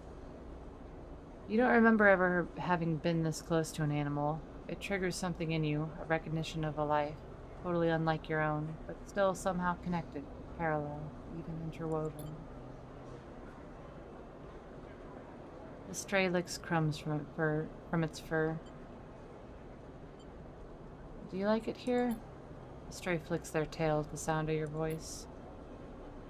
Hard to imagine the stray liking anything, or at least being vulnerable enough to admit it, but the stray's pleasure at existing here in this place shines through its every sinew. It is not that the stray is always happy on the eye, but that the stray is engaged by this place. It is alive here. You turn your eyes to the window, the one that the stray looks out of, and you both watch the stars and the ships together. You feel something pass between you and the stray, a kind of acknowledgement of each other, a sense that each of you might share something with the other, a point of connection. Then all at once the stray yawns wide, hops down from the unit, and brushes along your legs, and then it is gone, out through the unit door and back into the corridors of the low end. Okay.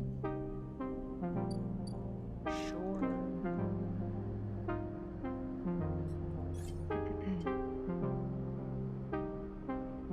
Bum, bum, bum.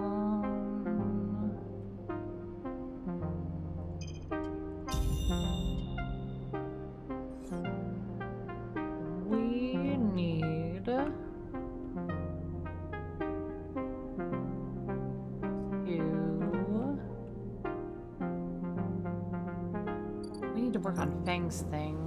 Fuck, I forgot. This is a nice easy one. There you go. Fang's targets. Woohoo. Good for you, Fang.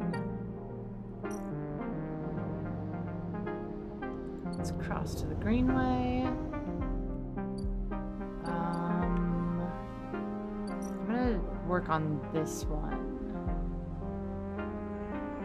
Oh, this one can get 3 going green. Ooh, if it's 100% positive, then there's no reason. That's half of what we gotta fill up that. And we got an energy out of it. Delicious. Love it. Oh wait, what did we uncover here? Farm stacks. What the fuck? Farming collective who control the stacks don't like to sell their food piecemeal. For the right price, they'll let it go. What are you selling? I would like some food. Okay, well, I mean, that's fine. Just a straight, like... Farm stacks survived the old station have survived, and the farmers that work them are always looking for new workers that pay by yield. Steal the harvest? Oh my god. If you get caught stealing, there's no way you'll be able to work in the stacks. It's as simple as that. Okay, well... None of that leads to a new thing, from what I can tell. The only nice thing is that working the stacks gives a lot of money compared to some other things that we can do. 16 is higher than most other things pay. Work the canteen. No, I want to explore. It's not safe to explore the greenway. Yeah, I can wait until next cycle to do that. Head back across to the rim. I can work the graders. If anything, I don't need to do that. What will be useful? What will be useful?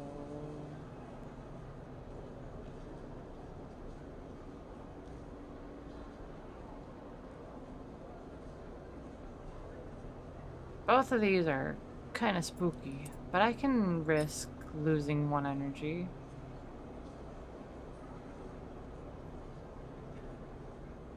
How do we feel about yet again? It seems working with Rabia is your best chance to get an insight into the organization. Yeah. I feel like this is one that I do want to do.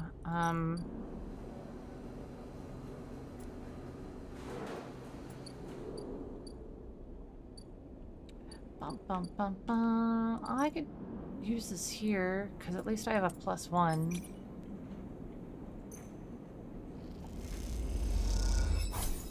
There we go. That's not too shabby. Alright. And now we can go to sleep in our new house, the repaired unit.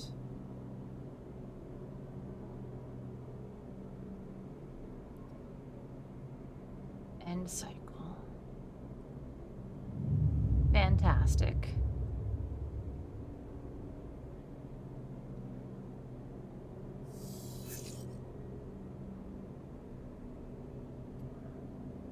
Should I keep feeding the stray? I don't like cats. Just gotta be honest with you. I'm a dog person. Cats are selfish pricks. Cats are selfish pricks. Ain't nothing I can do about that. If they want to be loved, then they should be loving in return, you know? Okay. I want to do the Greenway stuff. We need to do the Lemon Mina stuff. But that's not going to get going unless I buck up and finish the side reel. And boy oh boy is the side reel a big fucking project. To be honest though, Lem and Mina aren't the ending we're going for, so it's like a little bittersweet being like, you know, doing that stuff. Especially since we don't really need the the chits right now. I do want to see the end of this though. I want to know what happens. I'll put that in there. Just one? Okay, that's fine. I want to do the other stuff in the green way.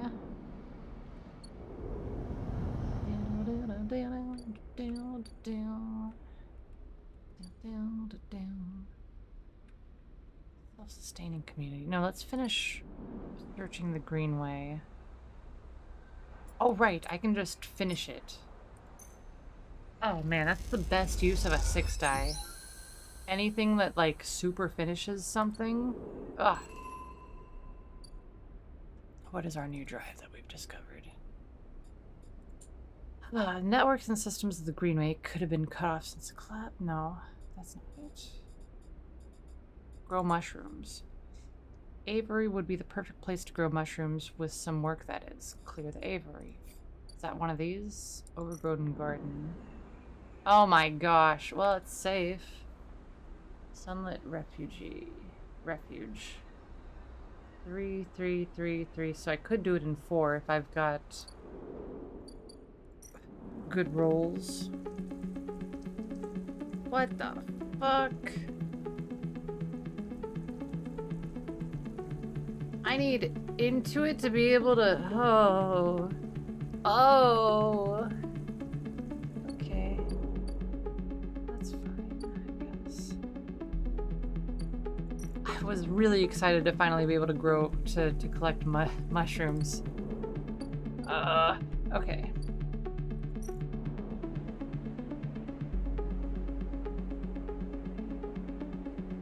I don't know what becoming a hypha member does for me. Let's go do Fang's thing. Here it is. No, here it is. Do this delivery job.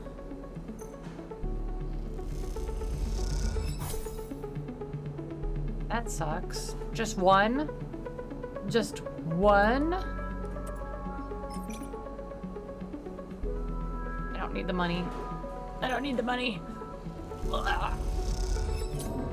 Oh my god, I didn't even get a point. Oh. Let's go. Noodle manufacturer. Just keep working for Minji. 1 energy back? Sure. I'll take it. Oh wait, is this... Oh gosh, next cycle. Okay, that's fine. That's not a big deal. I'm not too worried about that. End cycle.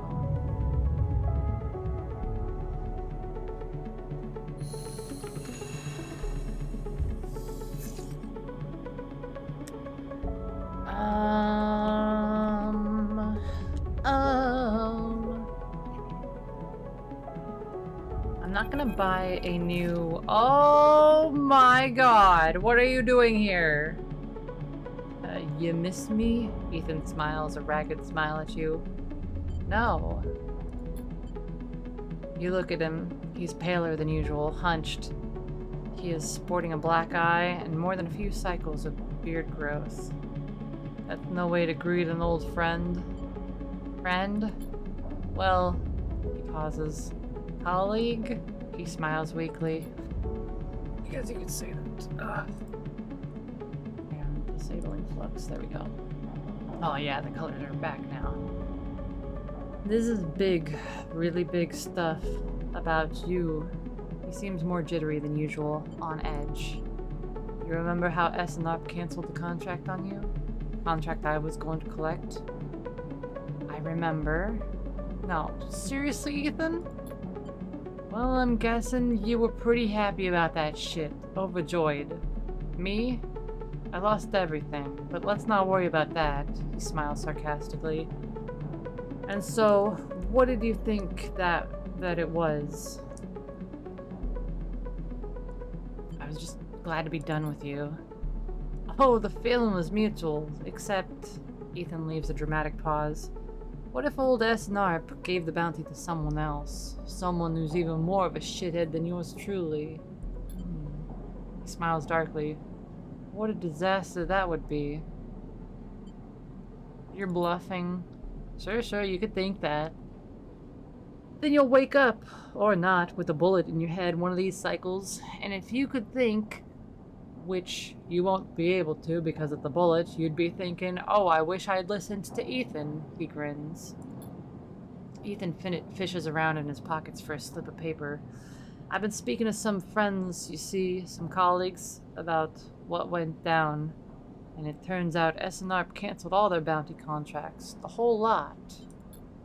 It seems they've brought someone in-house, some guy who did so well on their last contract, that they got offered a job. He leans in. Apparently, he made a hit on this ship called the Winter Wonderland or something. Oh my god! That was... Oh my god. It was smuggling sleepers out from under SNR's big corporate nose. He killed the crew and blew the ship. Ethan whistles. They called him Hemwick or Maywick or something. He gives up, looking for the paper. I forget. You mean Winter Light? That's it. He looks at you hard. So you do know about all this. He pats you on the shoulder. Then you'll be very happy to hear what I'm about to offer you. Oh boy. I could break his nose. I'm part metal, right? Like, I don't gotta deal with this guy's shit. Ethan runs his hands through his greasy hair. Given this new information I've brought to light, it seems like you are in need of protection. Wait for the pitch. I, meanwhile, am in need of assistance in kind. It turns out I upset some people at the compressor the last time we were there. The owners. And they say they'll space me unless I work off the debt. Fall on him. I wonder how heavy a sleeper is, given that they're a robot. 500 pounds? 1K? Seems they are that kind of businessmen, he grimaces. I would pay them, but he shrugs and turns his jacket pockets inside out in a mime of poverty. He looks pitiful, even more so for his clownish acting. Then work it off. You should be glad, the anger rising in him, that I came here and told you this. You think anyone's looking out for you? You are a contract, a name on a list. He kicks the wall. Ethan rubs his temples. I'm sorry. Sorry for being a shit and trying to kill you, and whacking that thick skull of yours. He sighs. You think I want to go up against this guy? But us, he jabs a finger between the two of you. We don't have a choice, so you keep me from getting killed, and I'll do the same for you. That seems kind of reasonable, even though, like, he is a dickhead. Ugh. We can keep each other. A straight 50-50 deal. He looks at you. I'm not asking for a favor. You know, I've been saying this a lot, so I'll just say it to you too. I'll think about it. Ethan nods. I'm at the compress. Every cycle, working. He pauses. Just think about Maywick. Think about that cold-eyed SNR shit on his way here for from the core systems. He smiles. That should give you the motivation you need.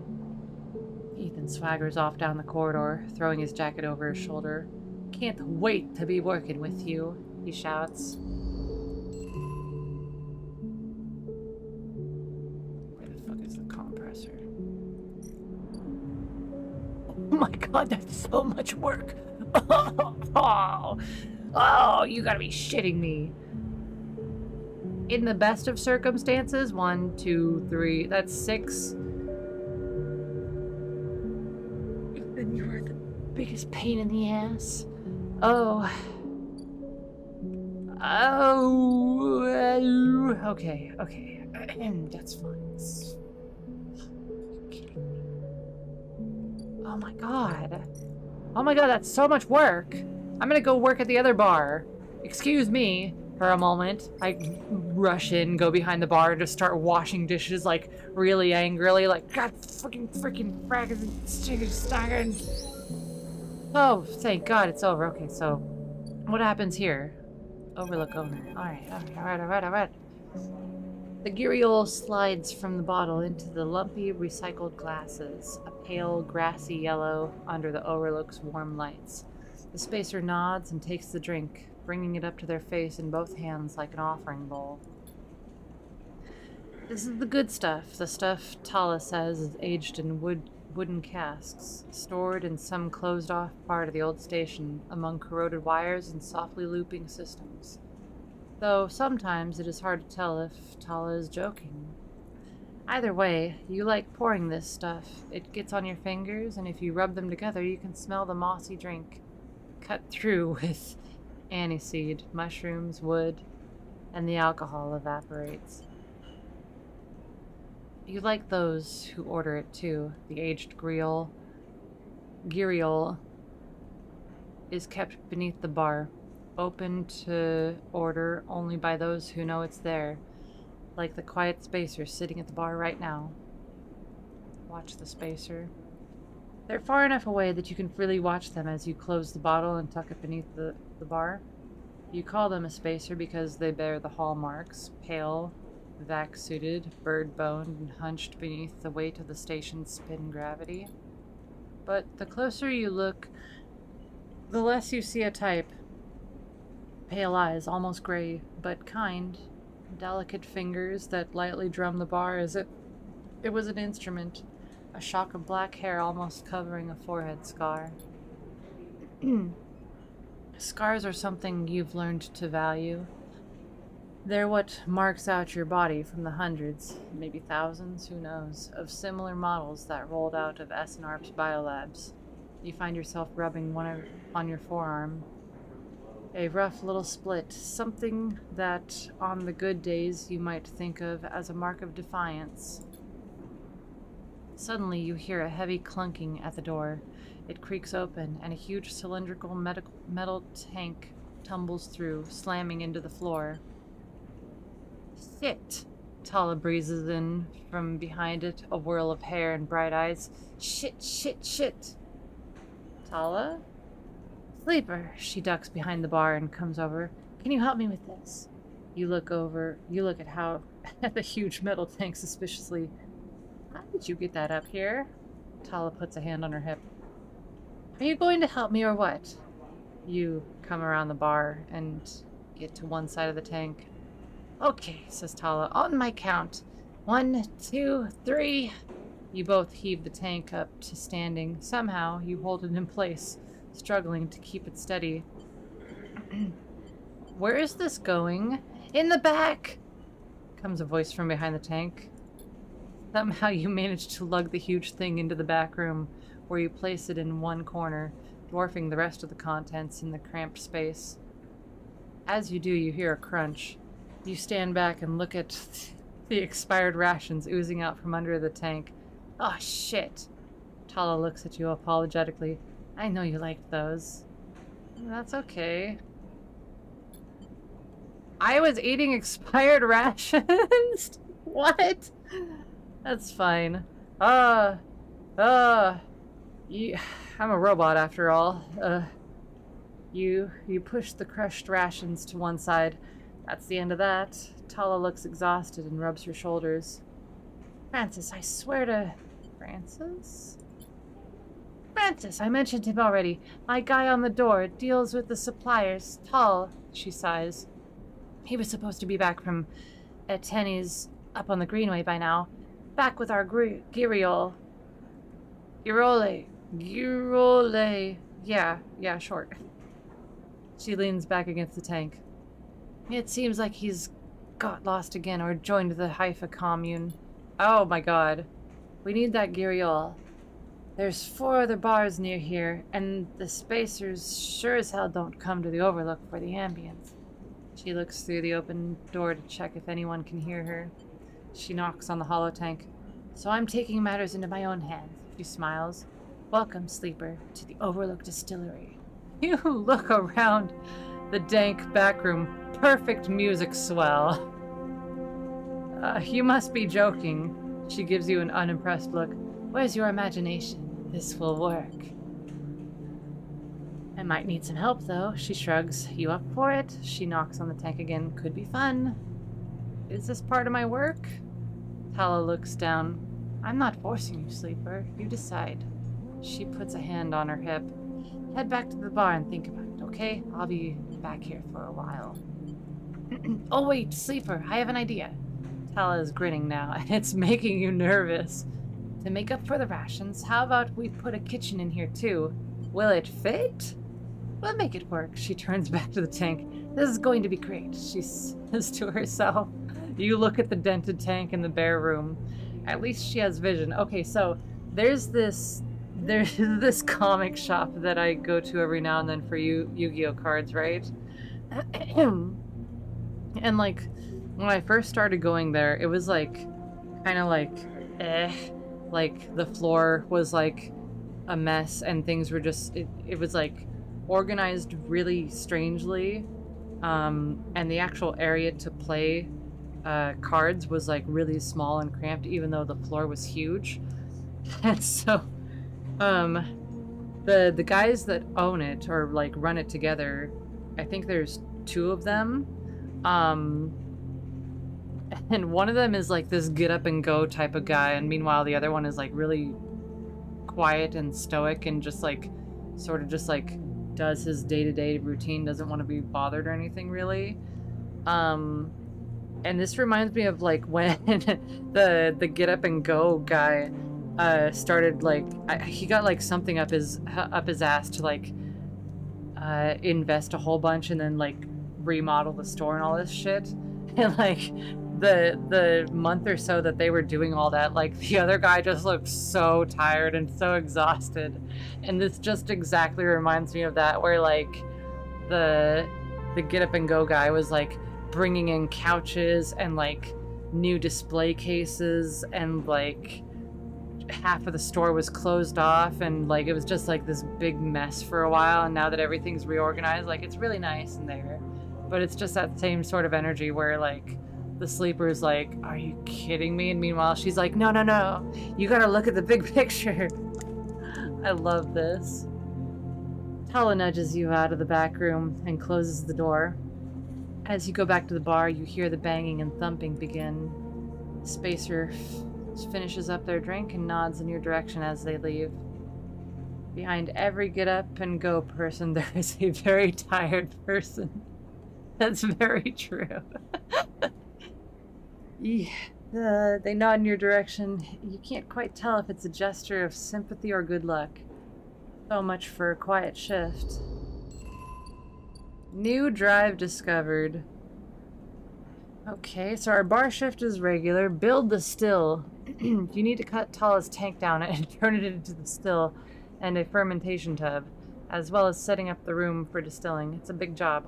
Holy shit. 2 for the Overlook Distillery. Oh my god. I like that though. I like that a lot. 7H thing doesn't actually have... Yeah, no. They don't have things that I can actually complete. So that's good. What time is it? Okay. I want to do more. We're gonna finish up this cycle and then call it here. Let's see, what else do we have to do? We have this last thing for... God, Fang. Can I get 2 off of this? I need more points. Yes, okay. Sleeper! You see Fang coming up the corridor as you step out of Minji's, the kelp noodle smell still clinging to your clothes. He comes up fast and stops close, looking around suspiciously. Oh, I don't have long, take these. Fang palms you a couple of those metal thumbnail-sized drives. Ripper worms. My slate has been buzzing like crazy. It seems your delivery shifts have turned up our 2 targets. He squeezes your shoulder. I knew you could do it. Now we nail those snakes. Alright. What do we do? Hardin's boys are connected by some kind of closed network. You break the access protocols on both of them, you should be able to gain the location of the nearest network ports. Pull out the Ripper worms in those ports, one each, and they'll feed me anything and everything stored on Hardin's shadow network. He smiles. Can't wait to see what juicy plans they have in there. You hear the scuff of boots as the group comes up the corridor, likely on their way to place an order with Minji. You turn for a second, and when you look back, Feng is already halfway down the corridor in the opposite direction. He raises a hand in farewell and is gone. My dude, I'm doing so much for you. You run your fingers over the tiny ripperworm drives in your pocket and smile to yourself as you wonder how mad Jenna will be at Feng for this little excursion. Time to slot some worms. Okay. Where am I slotting these worms? That's a yet again agent. That's not correct.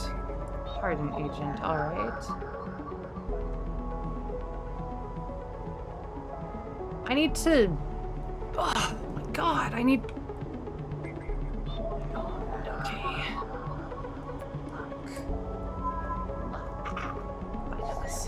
Extract. At least give me some money. Fine, fine, don't give me any money. Here's the port for this one. This will provide Feng with the ability to rip any data he likes. Worm makes a little nest among the agent's data. Enjoy your stay, little friend. Incredible. Incredible. What do I do with this last one? Go to the Greenway.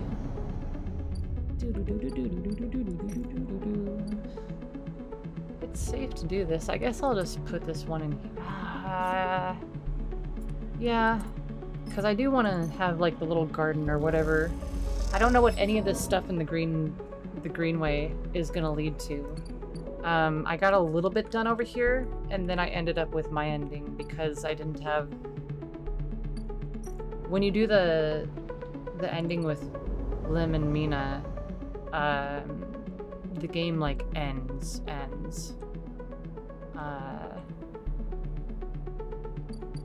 So I don't know a lot of the stuff over there. But that'll be for next time. End this cycle.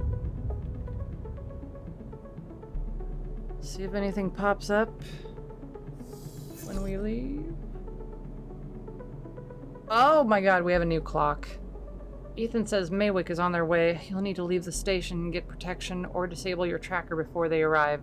Jesus. Okay. Oh man. Well, at least that's a shit ton of cycles, right? And then working off his debt. Oh my god. That's fine. That's fine. We'll deal with it next time. Thank you all so much for being here. You're all amazing. Stay safe, wash your hands, and as always, sweet dreams.